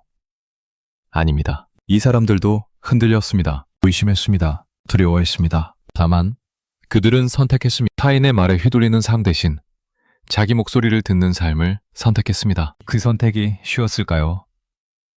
아닙니다. 외로웠을 것입니다. 불안했을 것입니다. 때로는 후회도 했을 것입니다. 하지만 그들은 계속 걸었습니다. 자기 길을. 타인의 기준으로 살아온 시간대. 그 시간은 누구의 것이었나요? 우리는 일생 중 얼마나 많은 시간을 타인의 기준에 맞추며 살았을까요? 학교에서는 선생님의 기준에 맞췄습니다. 직장에서는 상사의 기준에 맞췄습니다. 가정에서는 가족의 기대에 맞췄습니다. 사회에서는 통념의 기준에 맞췄습니다. 10년, 20년, 30년. 그 시간은 누구의 시간이었을까요? 시간은 우리에게 주어진 가장 공평한 자원입니다. 부자든 가난하든 권력자든 평범한 사람이든 누구에게나 하루는 24시간입니다. 하지만 그 시간을 어떻게 사용하느냐는 공평하지 않습니다. 어떤 사람은 자기 시간을 삽니다. 어떤 사람은 남의 시간을 삽니다. 자기 시간을 산다는 건 내가 원하는 것에 시간을 쓰는 것입니다. 내가 중요하다고 생각하는 것에 에너지를 쓰는 것입니다. 남의 시간을 산다는 건 남이 원하는 것에 시간을 쓰는 것입니다. 남이 중요하다고 말하는 것에 에너지를 쓰는 것입니다. 돌아보면 우리는 얼마나 많은 시간을 남의 시간으로 살았을까요? 남이 좋다고 하는 것을 하느라 내가 좋아하는 것을 할 시간이 없었습니다. 남이 중요하다고 하는 일을 하느라 내가 중요하게 여기는 일을 할 여유가 없었습니다. 그렇게 흘러간 시간은 돌아오지 않습니다. 20대에 못한 것을 30대에 할 수 있지만 20대의 시간 자체는 돌아오지 않습니다. 30대에 못한 것을 40대에 할 수 있지만 30대의 시간 자체는 돌아오지 않습니다. 우리는 언제나 나중에를 말합니다. 지금은 이렇게 살지만 나중에는 내가 하고 싶은 걸 할 거야. 하지만 나중은 언제인가요? 50대? 60대? 은퇴하고 나서 그때는 정말 내가 하고 싶은 것을 할 수 있을까요? 아니면 그때도 또 다른 누군가의 기준이, 또 다른 누군가의 기대가 기다리고 있을까요? 70대 어르신이 있습니다. 그는 평생 성실하게 살았습니다. 부모님 말씀 잘 듣고 열심히 공부해서 좋은 직장에 들어갔습니다. 회사에서 인정받고 가족을 잘 부양하고 자식들을 훌륭하게 키웠습니다. 모두가 그를 모범적인 사람이라고 칭찬했습니다. 그런데 은퇴하고 시간이 생겼을 때 그는 문득 이런 생각이 들었습니다. 내가 정말 하고 싶었던 게 뭐였지? 답이 떠오르지 않았습니다. 평생 남들이 좋다고 하는 것만 하며 살아서 정작 자기가 무엇을 원하는지 알지 못했던 것입니다. 이 이야기가 낯설지 않은 이유는 우리도 그렇게 살고 있기 때문입니다. 아직 70대가 아니더라도 우리는 이미 그 길을 걷고 있습니다. 매일 아침 눈을 뜨면서 오늘 남들이 뭐라고 할까를 생각하고 매일 밤 잠들기 전에 오늘 잘했을까를 남의 기준으로 평가합니다. 이렇게 하루하루가 지나면 1년이 지나고 10년이 지나고 어느새 평생이 지나갑니다. 그리고 돌아봤을 때 내 인생이 어디 갔지? 라는 생각이 듭니다. 내가 정말 원했던 것과 남들이 원한다고 생각했던 것 사이에서 얼마나 많은 선택을 했나요? 선택의 순간마다 우리는 갈림길에 섭니다. 이쪽은 내가 원하는 게, 저쪽은 남들이 원하는 게, 이쪽은 불확실하지만 내 마음이 이끄는 게, 저쪽은 안전하지만 내 마음이 없는 게, 그 갈림길에서 우리는 어느 쪽을 선택했나요? 대부분의 경우 우리는 안전한 쪽을 선택했습니다. 남들이 인정하는 쪽을 선택했습니다. 남들이 좋다고 하는 쪽을 선택했습니다. 왜냐하면 그게 틀리지 않을 것 같았으니까요. 그게 후회하지 않을 것 같았으니까요. 하지만 정말 그럴까요? 남들이 좋다고 하는 길을 가면 정말 후회하지 않을까요? 역설적이게도 가장 큰 후회는 바로 거기서 옵니다. 심리학자들이 임종을 앞둔 사람들에게 물었습니다. 인생에서 가장 후회되는 게 무엇입니까? 대부분의 사람들이 비슷한 답을 했습니다. 내가 하고 싶었던 걸 하지 못한 게 후회됩니다. 남들 눈치 보느라 내 삶을 살지 못한 게 후회됩니다. 용기를 내지 못한 게 후회됩니다. 흥미로운 건 내가 한 일을 후회하는 사람은 드물었다는 것입니다. 실수한 것, 실패한 것, 잘못 선택한 것, 이런 것들은 크게 후회하지 않았습니다. 가장 큰 후회는 하지 못한 것이었습니다. 하고 싶었지만 하지 못한 것, 말하고 싶었지만 말하지 못한 것, 가고 싶었지만 가지 못한 것. 왜 하지 못했을까요? 대부분 이런 이유였습니다. 남들이 뭐라고 할까봐, 실패하면 창피할까봐, 인정받지 못할까봐, 결국 타인의 시선 때문이었습니다. 타인의 평가 때문이었습니다. 그래서 우리는 하고 싶은 것을 참았습니다. 안전한 길만 골랐습니다. 인정받을 수 있는 선택만 했습니다. 그렇게 살다 보니 어느새 인생의 끝에 와 있었습니다. 그리고 돌아봤을 때 깨달았습니다. 아, 나는 내 인생을 살지 못했구나. 인생의 끝에서 돌아봤을 때 후회는 내가 한 일보다 하지 못한 일에서 오지 않을까요? 이 질문은 우리에게 묻습니다. 지금 이 순간 내가 하지 않고 있는 것은 무엇인가? 그리고 그것을 하지 않는 이유는 무엇인가? 만약 그 이유가 남들이 뭐라고 할까봐 라면 정말 그 이유가 타당한가? 만약 그 이유가 실패할까봐 라면 시도조차 하지 않는 것과 시도했다가 실패하는 것 중 어느 쪽을 더 후회할까? 우리는 살아가면서 수많은 선택을 합니다. 그 선택의 결과로 지금의 내가 만들어졌습니다. 하지만 우리가 하지 않은 선택들도 있습니다. 그 선택들은 어디로 갔을까요? 그 선택들은 만약에라는 이름으로 우리 안에 남습니다. 만약 그때 용기를 냈더라면, 만약 그때 내 목소리를 들었더라면, 만약 그때 타인의 말에 휘둘리지 않았더라면, 이 만약의 별이 쌓이면 후회가 됩니다. 그리고 그 후회는 내가 한 일에 대한 후회보다 훨씬 무겁습니다. 왜냐하면 내가 한 일은 경험이 되지만 하지 못한 일은 영원히 궁금증으로 남기 때문입니다. 그때 했더라면 어땠을까? 이 질문에는 답이 없습니다. 그래서 더 괴롭습니다. 나를 위한 삶과 남을 의식한 삶 중 어느 쪽이 더 많은 시간을 차지했나요? 이 질문은 간단해 보이지만 답하기는 쉽지 않습니다. 우리는 종종 착각합니다. 나는 내 삶을 살고 있어 라고 생각합니다. 하지만 조금만 깊이 들여다보면 많은 부분이 남을 의식한 선택이었다는 걸 알게 됩니다. 아침에 일어나서 옷을 고르는 순간부터 이미 남을 의식합니다. 이걸 입으면 어떻게 보일까? 출근해서 일하는 순간에도 남을 의식합니다. 이렇게 하면 인정받을까?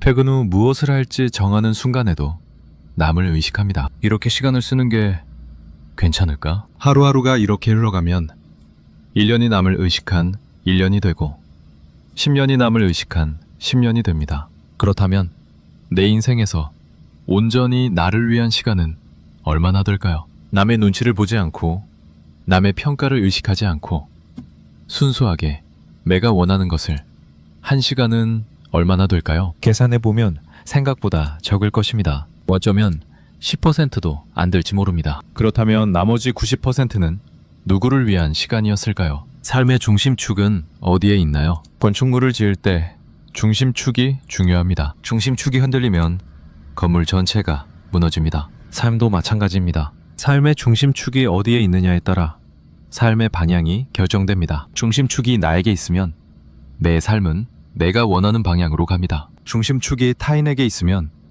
내 삶은 타인이 원하는 방향으로 갑니다. 지금 내 삶의 중심축은 어디에 있나요? 무언가를 결정할 때 가장 먼저 떠오르는 생각이 무엇인가요? 내가 원하는 게 뭐지? 인가요? 아니면 남들은 어떻게 생각할까? 인가요? 첫 번째 생각이 중심축을 보여줍니다. 만약 첫 번째 생각이 타임이라면 중심축은 이미 밖으로 나가 있는 것입니다. 중심축을 다시 안으로 가져오려면 의식적인 노력이 필요합니다. 매 순간, 첫 번간을 나는 무엇을 원하는가로 바꿔야 합니다. 처음에는 어색할 것입니다. 이기적인 것 같을 수도 있습니다. 하지만 이건 이기적인 게 아닙니다. 이건 나를 존중하는 것입니다. 나를 존중하지 않으면서 다른 사람을 진짜로 존중할 수는 없습니다. 나를 사랑하지 않으면서 다른 사람을 진짜로 사랑할 수는 없습니다. 나를 중심에 두는 것은 다른 사람을 배제하는 게 아닙니다. 나를 포함하는 것입니다. 동양사상에서 말하는 중용도 이와 같습니다. 중용은 중간을 의미하는 게 아닙니다. 치우치지 않음을 의미합니다. 타인에게만 치우쳐도 안 되고 나에게만 치우쳐도 안 됩니다. 하지만 우리는 이미 타인에게 너무 치우쳐 있습니다. 그래서 균형을 맞추려면 나에게로 조금 더 이동해야 합니다. 그게 중심축을 찾는 과정입니다. 에너지는 어디로 흐르고 있나요? 에너지는 한정되어 있습니다. 모든 곳에 동시에 쓸 수 없습니다. 타인의 평가를 의식하는 데 에너지를 쓰면 나를 발전시키는 데 쓸 에너지가 줄어듭니다. 타인의 기대에 맞추는 데 에너지를 쓰면 내 꿈을 이루는 데 쓸 에너지가 줄어듭니다. 지금 내 에너지는 어디로 흐르고 있나요? 아침에 눈을 떴을 때 가장 먼저 드는 생각이 무엇인가요? 오늘 뭐 하지? 인가요? 아니면 오늘 누가 뭐라고 할까?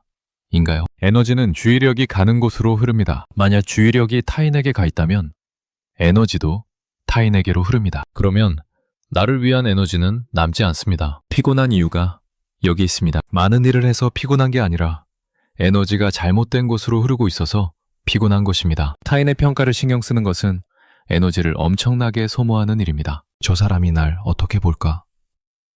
이렇게 하면 괜찮을까?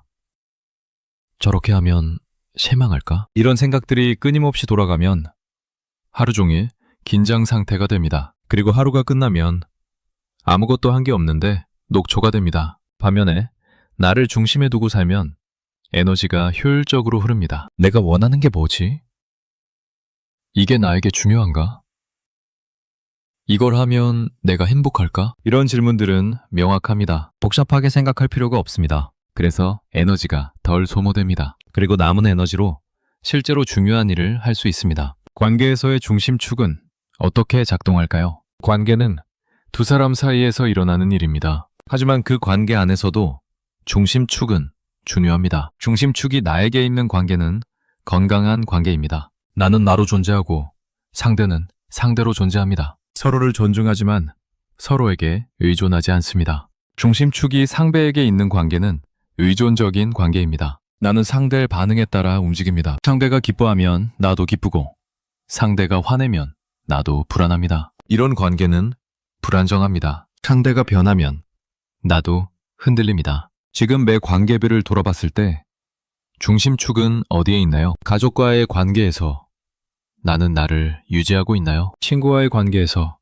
나는 나를 잃지 않고 있나요? 직장에서의 관계에서 나는 나를 지키고 있나요? 만약 어떤 관계에서 나를 잃고 있다면 그 관계는 재검토가 필요합니다. 나를 잃어야만 유지되는 관계는 진짜 관계가 아닙니다. 삶의 주인으로 산다는 건 무엇일까요? 주인은 책임을 지는 사람입니다. 선택하고 그 결과를 받아들이는 사람입니다. 주인은 자유가 있지만 동시에 책임도 있습니다. 우리는 종종 자유만 원하고 책임은 회피하려고 합니다. 내가 하고 싶은 대로 하고 싶어. 하지만 잘못되면 누군가 책임져 줬으면 좋겠어. 이건 주인의 태도가 아닙니다. 이건 어린아이의 태도입니다. 진짜 주인은 선택의 결과를 받아들입니다. 이 선택은 내가 했다. 잘 되든 안 되든 이건 내 선택의 결과다. 이렇게 말할 수 있을 때 우리는 주인이 됩니다. 타인의 말에 휘둘리지 않는다는 건 바로 이런 주인의식을 갖는 것입니다. 타인의 말을 참고할 수는 있습니다. 하지만 최종 선택은 내가 합니다. 그리고 그 선택의 결과도 내가 받아들입니다. 이게 자유입니다. 그리고 이게 책임입니다. 우리는 이 자유와 책임을 너무 오랫동안 타인에게 넘겨왔습니다. 저 사람이 그렇게 하라고 해서 했어. 다들 그렇게 한다고 해서 했어. 이렇게 말하면 책임을 회피할 수 있습니다. 잘못되면 내 잘못이 아니야 라고 말할 수 있습니다. 하지만 동시에 자유도 없어집니다. 내 삶이 아니게 됩니다. 이제 선택해야 합니다. 자유와 책임을 함께 가질 것인가? 아니면 둘 다 포기할 것인가? 삶의 주인이 될 것인가? 아니면 계속 관객으로 남을 것인가? 이 선택은 한 번에 이루어지는 게 아닙니다. 매 순간, 매 선택마다 이루어집니다. 오늘 아침 무엇을 입을지 정할 때, 오늘 점심 무엇을 먹을지 정할 때, 오늘 저녁 무엇을 할지 정할 때, 이 모든 순간이 주인이 되는 연습입니다. 작은 선택부터 내가 정하는 것입니다. 타인의 의견을 묻지 않고 내 마음을 먼저 살피는 것입니다. 그렇게 작은 선택들이 쌓이면 큰 선택도 내가 할 수 있게 됩니다. 세대를 넘어 모든 인간이 겪는 이 고민은 결국 하나의 질문으로 모입니다. 나는 어떻게 살 것인가? 이 질문에는 정답이 없습니다. 각자의 답이 있을 뿐입니다. 하지만 한 가지는 분명합니다. 타인의 말에 휘둘리며 사는 삶은 내 삶이 아니라는 것입니다. 내 삶은 내가 선택하고 내가 책임지는 삶입니다. 실수하고 넘어지고 다시 일어서는 삶입니다. 완벽하지 않지만 적어도 나다운 삶입니다. 그 삶을 살 준비가 되었나요? 아니면 계속 타인의 말을 기다리며 살 건가요? 선택은 언제나 우리 앞에 있습니다. 그리고 그 선택을 할 수 있는 시간도 지금 이 순간입니다. 시간은 앞으로만 흐릅니다. 뒤로 돌아갈 수 없습니다. 이 단순한 진실이 때로는 가장 무겁게 다가옵니다. 지금 이 순간도 시간은 흐르고 있습니다. 이 글을 읽는 지금도 내 인생의 시간은 조금씩 줄어들고 있습니다. 그렇다면 남은 시간을 어떻게 쓸 것인가? 계속 타인의 말을 의식하며 살 것인가? 계속 타인의 평가를 기다리며 살 것인가? 아니면 이제는 내 목소리를 들으며 살 것인가? 철학자 하이데거는 말했습니다. 죽음을 향한 존재로서의 인간, 우리는 모두 죽음을 향해 가고 있습니다. 이건 피할 수 없는 사실입니다. 하지만 이 사실이 우리를 우울하게 만드는 게 아니라 오히려 지금을 더 깊이 살게 만들 수 있습니다. 죽음이 있기에 시간은 소중합니다. 죽음이 있기에 선택은 의미가 있습니다. 만약 영원히 산다면 오늘 하지 않아도 괜찮을 것입니다. 언제든 할 수 있으니까요. 하지만 우리에게는 한정된 시간만 있습니다. 그래서 오늘이 중요합니다. 오늘 하지 않으면 영원히 하지 못할 수도 있습니다. 그렇다면 오늘 무엇을 할 것인가? 타인이 원하는 것을 할 것인가? 내가 원하는 것을 할 것인가? 이 질문 앞에서 죽음은 우리에게 명료함을 줍니다. 인생의 끝에서 돌아봤을 때 정말 중요한 게 무엇인지를 보게 합니다. 그때 가서 중요한 건 남들이 나를 어떻게 평가했는가가 아닙니다. 내가 나로서 살았는가입니다. 내가 내 목소리를 들었는가입니다. 내가 내 선택을 했는가입니다. 인생의 여정에서 우리는 다양한 단계를 거칩니다. 어린 시절에는 부모님의 말이 절대적입니다. 그건 자연스러운 일입니다. 우리는 아직 세상을 모르니까요. 청소년기에는 친구들의 말이 중요해집니다. 소속되고 싶은 욕구가 강해지니까요. 청년기에는 사회의 기준이 압박으로 다가옵니다. 이 나이에는 이렇게 살아야 한다는 목소리가 들립니다. 중년기에는 가족의 기대가 무겁습니다. 가장으로서, 부모로서 해야 할 일들이 쌓입니다. 노년기에 이르러서야 비로소 나는 무엇을 원했던가 라는 질문을 던집니다. 하지만 그때는 이미 많은 시간이 흘러간 후입니다. 이 여정이 잘못된 건 아닙니다. 이건 자연스러운 성장 과정입니다. 문제는 많은 사람들이 어린 시절의 패턴에서 벗어나지 못한다는 것입니다.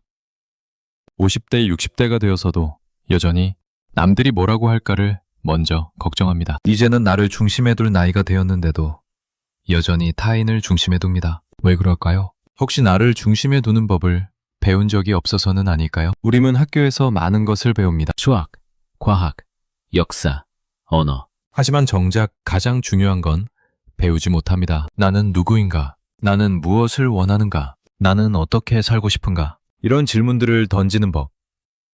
이런 질문들에 답하는 법을 배우지 못합니다. 그래서 평생을 타인의 기준으로 삽니다. 그게 배운 방식이니까요. 하지만 배우지 못한 것도 지금부터 배울 수 있습니다. 나를 중심에 두는 법, 내 목소리를 듣는 법, 내 선택을 하는 법, 이 모든 것을 지금부터 배울 수 있습니다. 늦었다고 생각할 때가 가장 빠른 때라는 말이 있습니다. 실제로 그렇습니다.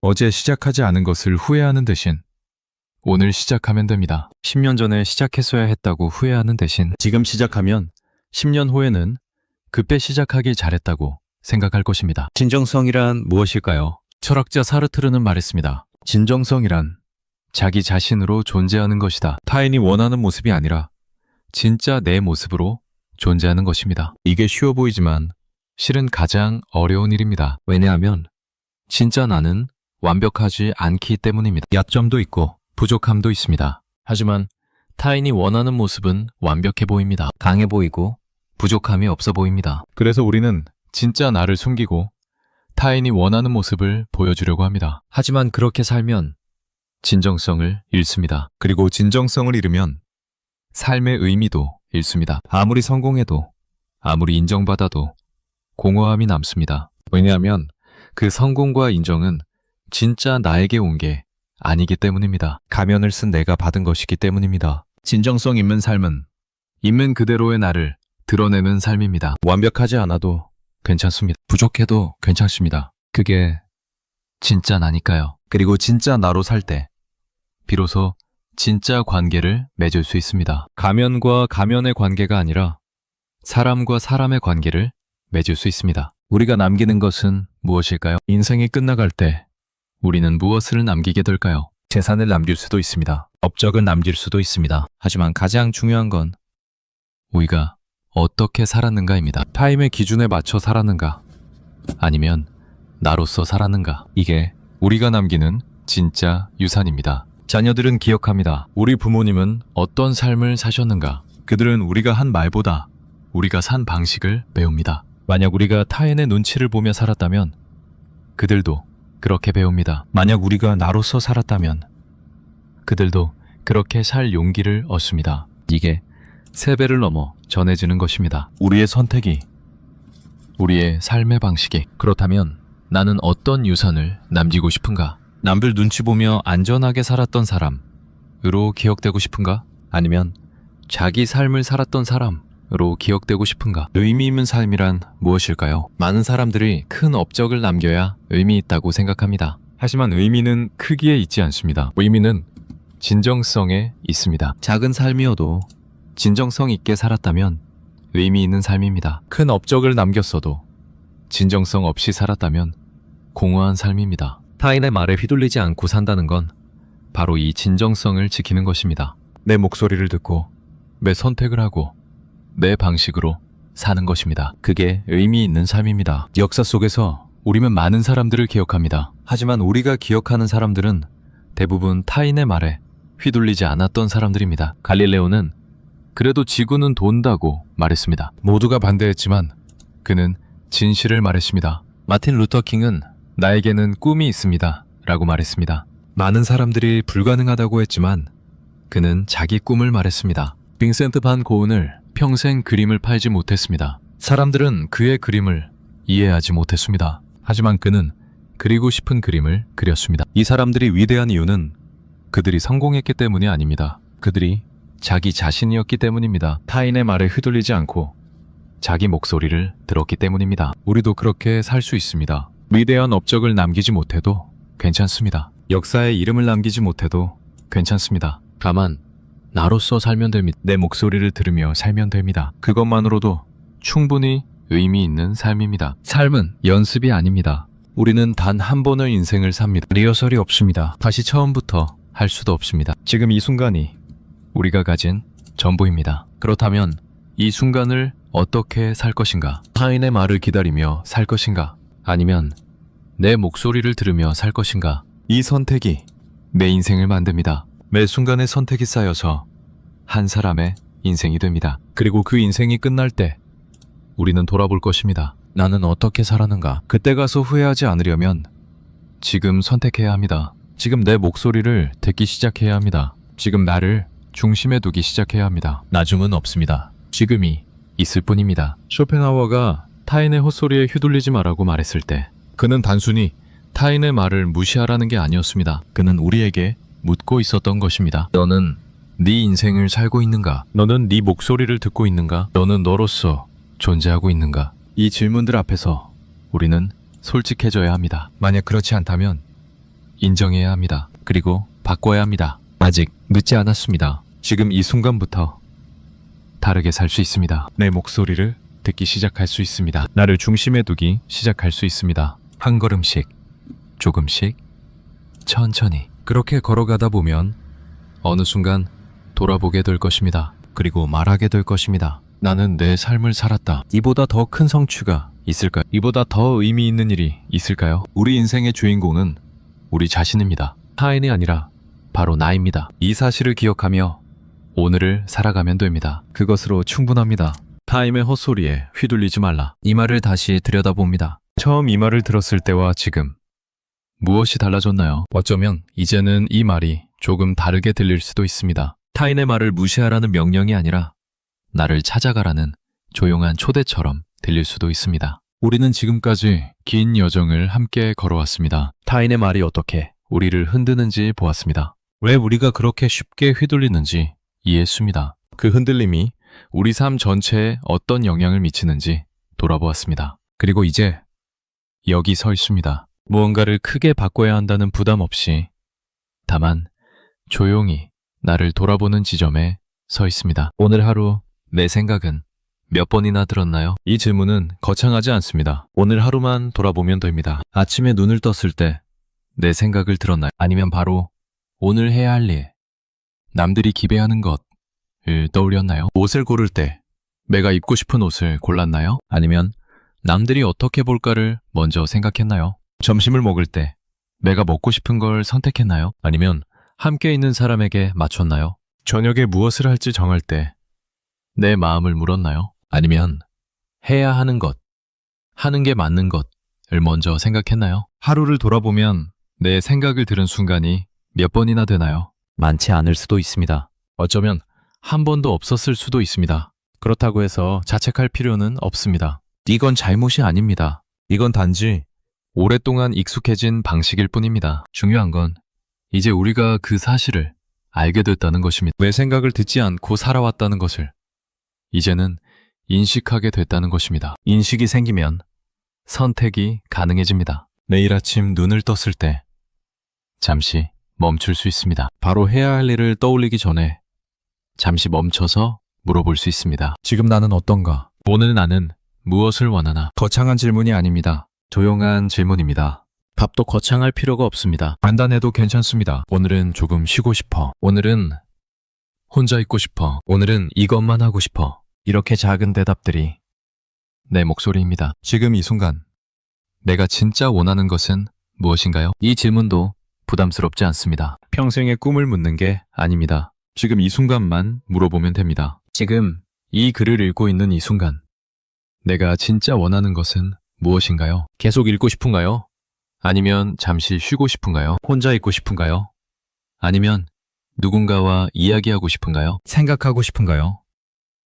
아니면 아무 생각도 하고 싶지 않나요? 정답은 없습니다. 옳고 그름도 없습니다. 다만 내가 지금 무엇을 원하는지 그것만 알면 됩니다. 이 연습이 쌓이면 점점 내 목소리가 선명해집니다. 처음에는 잘 들리지 않을 수 있습니다. 너무 오랫동안 듣지 않았으니까요. 하지만 계속 귀 기울이다 보면 조금씩 들리기 시작합니다. 아주 작은 목소리로 조용히 내 마음이 말합니다. 타인의 말에 가려져 있던 내 목소리가 조금씩 제 소리를 찾아갑니다. 이건 급하게 할 일이 아닙니다. 천천히 해도 괜찮습니다. 오늘 한번 내 목소리를 들었다면 그것만으로도 충분합니다. 내일은 2번 들을 수 있을지도 모릅니다. 올해는 3번.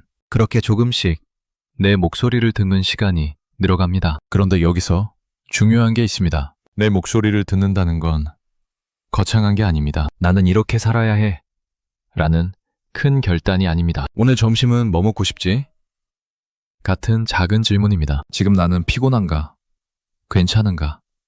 같은 단순한 물음입니다. 이런 작은 질문들이 쌓여서 나를 알아가는 과정이 됩니다. 작은 선택들이 쌓여서 나로 사는 삶이 됩니다. 우리는 종종 큰 변화를 꿈꿉니다. 내일부터는 완전히 다르게 살 거야. 이제부터는 타인의 말에 절대 휘둘리지 않을 거야. 하지만 그런 큰 변화는 오래가지 못합니다. 며칠 가다가 다시 예전으로 돌아갑니다. 그리고 우리는 또 자책합니다. 역시 나는 안 돼. 하지만 그게 아닙니다. 변화는 큰 결심에서 오는 게 아닙니다. 변화는 작은 습관에서 옵니다. 오늘 한번 내 목소리를 들었다면 그게 시작입니다. 내일 또 한번 내 목소리를 들으면 그게 반복입니다. 그렇게 반복이 쌓이면 습관이 됩니다. 그리고 습관이 쌓이면 삶이 바뀝니다. 조용히, 천천히 그렇게 바뀝니다. 앞으로의 선택에서 누구의 목소리를 가장 먼저 들을 건가요? 이 질문은 미래에 대한 것이지만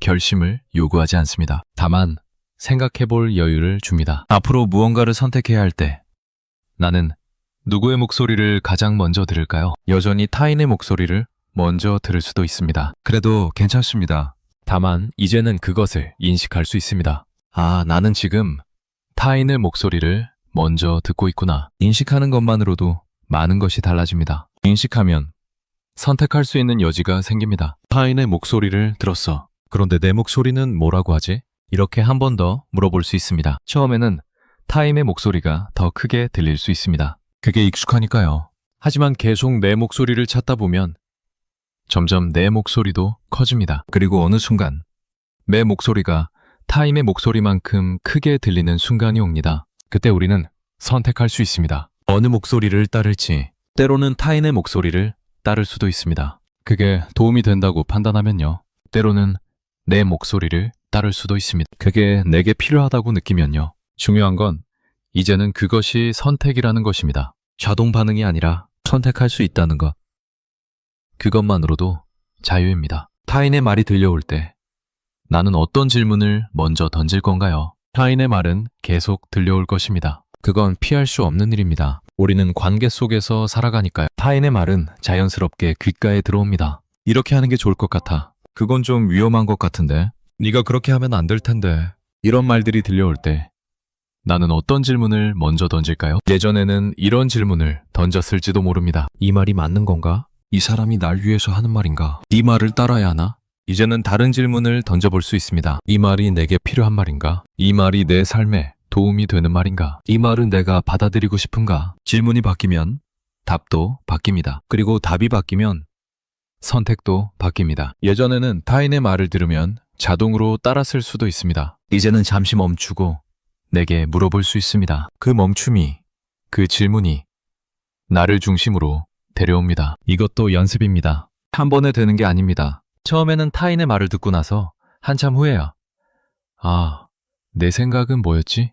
라고 떠올릴 수도 있습니다. 괜찮습니다. 그것도 시작입니다. 조금씩 그 시간이 짧아집니다. 타인의 말을 듣고 나서 내 생각을 떠올리기까지의 시간이 짧아집니다. 그러다 보면 어느 순간 타인의 말을 들으면서 동시에 내 생각도 떠올릴 수 있게 됩니다. 그리고 언젠가는 타인의 말을 듣기 전에 이미 내 생각이 있을 수도 있습니다. 그때 우리는 진짜로 타인의 말과 내 생각을 비교할 수 있습니다. 그리고 선택할 수 있습니다. 어느 쪽이 나에게 맞는지. 내 삶의 운전대를 이제는 누가 잡고 있기를 바라나요? 이 질문은 단순해 보이지만 깊은 의미가 있습니다. 지금까지는 누군가 다른 사람이 운전대를 잡고 있었을지도 모릅니다. 부모님이, 배우자가, 상사가 혹은 사회의 통념이 운전대를 잡고 있었을지도 모릅니다. 그리고 나는 조수석에 앉아서 그저 창밖을 바라보며 왔을지도 모릅니다. 이제 묻습니다.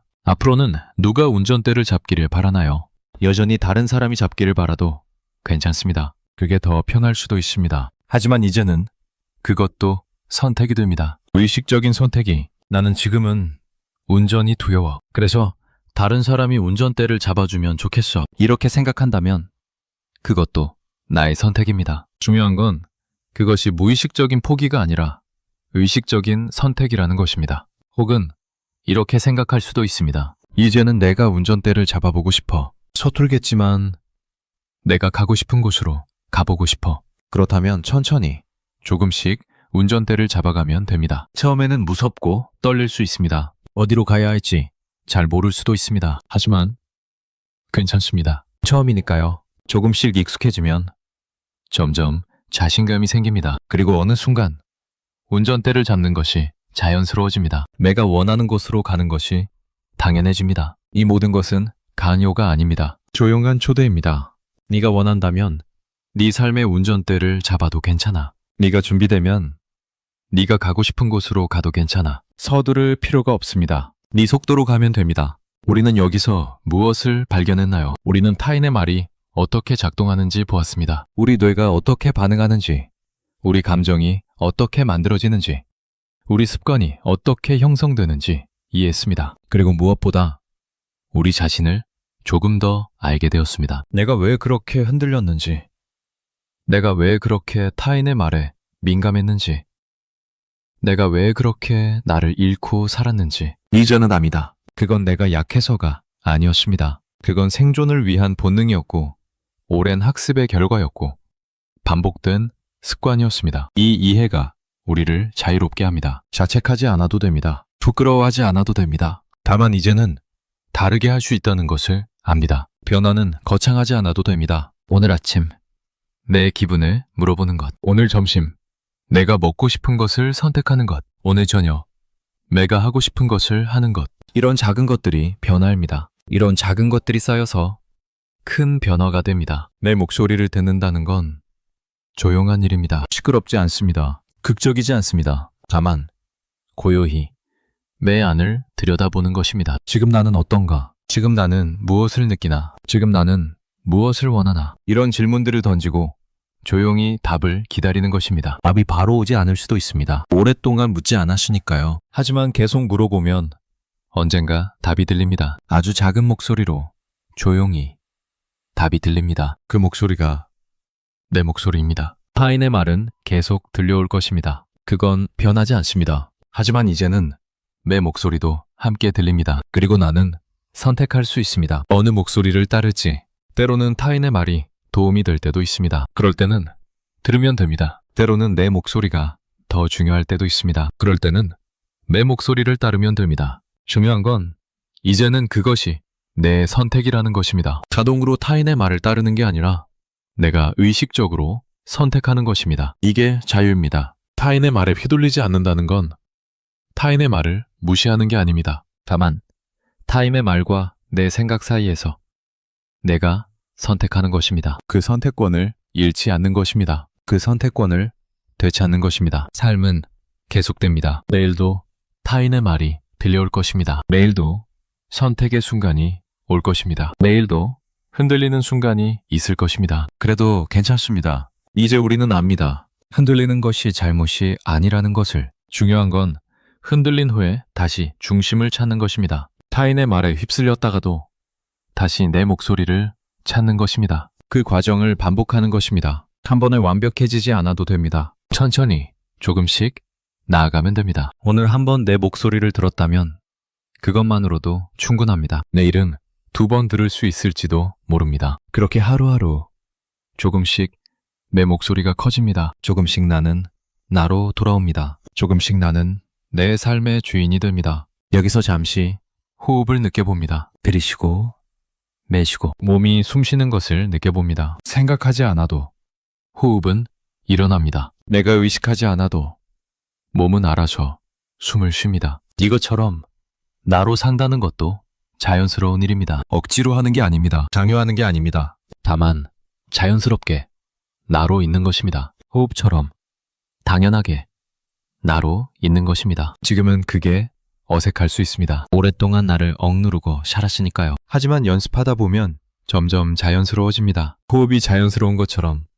나로 사는 것도 자연스러워집니다. 그때까지 조금씩 연습하면 됩니다. 조급해하지 않고 조용히 연습하면 됩니다. 이 글을 읽는 지금 무엇이 느껴지나요? 무언가를 해야 한다는 부담감이 느껴지나요? 아니면 조금 더 나를 이해하게 됐다는 안도감이 느껴지나요? 어떤 감정이든 괜찮습니다. 이 글이 답을 주는 것은 아닙니다. 이 글은 다만 질문을 던질 뿐입니다. 답은 각자가 찾아가는 것입니다. 내 안에서 찾아가는 것입니다. 누군가 이렇게 살아야 해 라고 말할 수 없습니다. 각자의 삶은 각자가 살아가는 것이니까요. 다만 이것만은 말할 수 있습니다. 네가 네 목소리를 들으며 살아도 괜찮아. 네가 네 선택을 하며 살아도 괜찮아. 네가 내 방식으로 살아도 괜찮아. 이게 이 긴 여정이 전하고 싶었던 메시지입니다. 타임의 헛소리에 휘둘리지 말라. 네 말은 결국 너 자신을 믿으라는 뜻입니다. 내 목소리를 들으라는 뜻입니다. 네 삶을 살라는 뜻입니다. 쉬운 일은 아닙니다. 오랜 습관을 바꾸는 일이니까요. 하지만 불가능한 일도 아닙니다. 한 걸음씩 가면 되니까요. 그리고 그 한 걸음은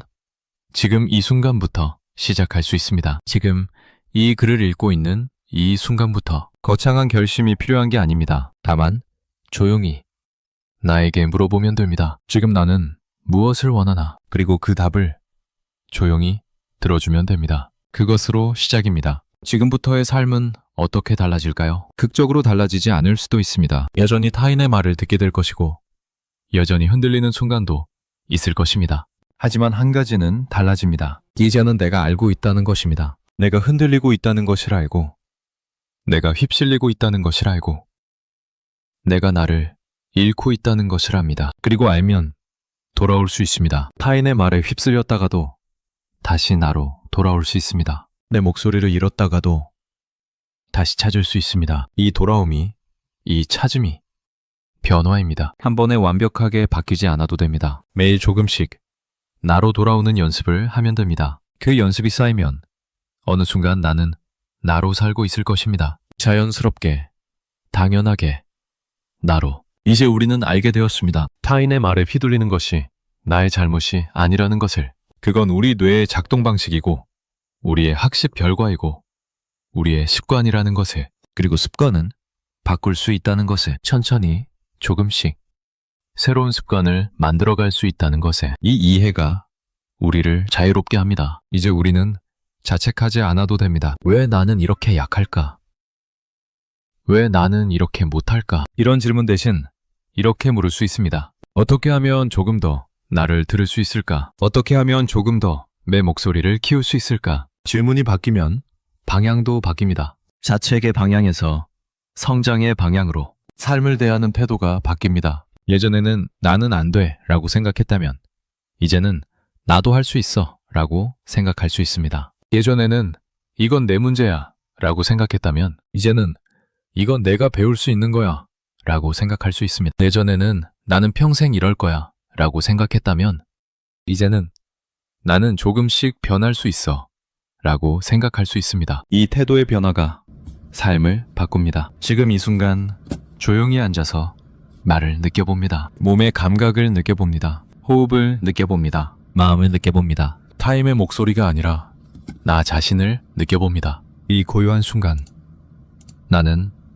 여기 있습니다. 타임의 기대도 타임의 평가도 잠시 내려놓고 그냥 나로 여기 있습니다. 이 순간이 소중합니다. 이 순간이 나를 나로 돌아오게 합니다. 앞으로 타인의 말이 들려올 때마다 이 순간을 기억하면 됩니다. 아, 나는 여기 있어. 나는 나야. 이 기억이 나를 지킵니다. 이 기억이 나를 중심에 둡니다. 우리의 여정은 여기서 끝이 아닙니다. 오히려 여기서 시작입니다. 이제부터 각자의 길을 걸어가면 됩니다. 내 속도로, 내 방식으로, 내 목소리를 들으며. 때로는 넘어질 수도 있습니다. 때로는 길을 잃을 수도 있습니다. 그래도 괜찮습니다.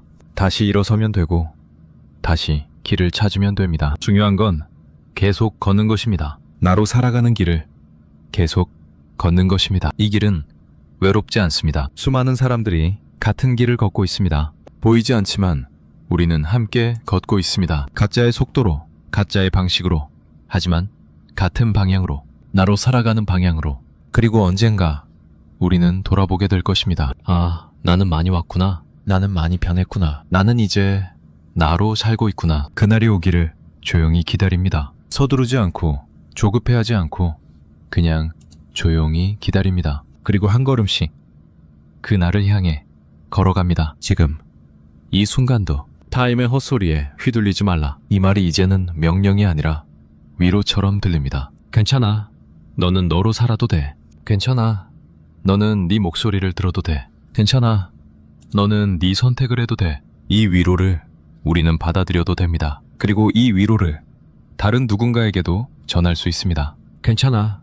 너는 너로 살아도 돼. 우리 모두는 나로 살 권리가 있습니다. 타임의 기준이 아니라 나의 기준으로 살 권리가 있습니다. 타인의 목소리가 아니라 나의 목소리를 들을 권리가 있습니다. 이 권리를 이제는 사용해도 됩니다. 조심스럽게 조금씩 사용해보면 됩니다. 그리고 익숙해지면 자연스럽게 사용하면 됩니다. 그것이 나로 사는 삶입니다. 때로는 이런 질문이 들 수도 있습니다. 나로 산다는 게 뭐지? 내 목소리를 듣는다는 게 정확히 뭐지? 이 질문들에 정해진 답은 없습니다. 각자가 찾아가야 합니다. 나로 산다는 건 나에게는 이런 의미일 수 있습니다. 하지만 다른 사람에게는 다른 의미일 수 있습니다. 그게 당연합니다. 우리는 다 다른 사람이니까요. 중요한 건 내게 나로 산다는 게 무엇인지를 찾아가는 것입니다. 천천히 조금씩 경험하면서 찾아가면 됩니다. 오늘 내 목소리를 들었을 때 어떤 느낌이었나요? 편안했나요? 아니면 어색했나요? 기쁨이 느껴졌나요? 아니면 두려움이 느껴졌나요? 그 느낌들을 있는 그대로 받아들이면 됩니다. 좋은 느낌이어야 한다는 법은 없습니다. 어떤 느낌이든 그게 지금의 나입니다. 그 나를 알아가는 것이 나로 살아가는 과정입니다. 우리는 종종 나로 산다는 것을 거창하게 생각합니다. 큰 결단을 내리고 큰 변화를 만들어야 한다고 생각합니다. 하지만 실제로는 그렇지 않습니다. 나로 산다는 건 매 순간 작은 선택을 하는 것입니다. 지금 나는 뭘 원하지? 이 질문을 던지고 그 답대로 행동하는 것입니다. 작은 선택들이 쌓이면 그게 나로 사는 삶이 됩니다. 이 긴 여정을 함께 걸어와 주어서 고맙습니다. 함께 생각하고 함께 돌아보고 함께 이해하는 시간이었습니다. 이제 각자의 길로 돌아갑니다. 하지만 우리는 이제 압니다. 우리가 혼자가 아니라는 것을, 우리가 할 수 있다는 것을, 우리가 변할 수 있다는 것을. 이 알을 가지고 우리는 각자의 삶으로 돌아갑니다. 그리고 조용히 한 걸음씩 나로 살아가기 시작합니다. 오늘부터, 지금부터. 혹시 지금 이 순간 마음 한구석에서 작은 목소리가 들리나요? 아주 작아서 잘 들리지 않을 수도 있습니다. 하지만 귀를 기울이면 분명 들립니다. 그 작은 목소리가 당신의 목소리입니다. 그 목소리가 뭐라고 말하고 있나요? 마지막으로 하나만 묻습니다. 조용히, 부담 없이, 그냥 생각만 해보면 되는 질문입니다. 지금 이 순간, 내 안에서 들리는 가장 작은 목소리는 무엇인가요?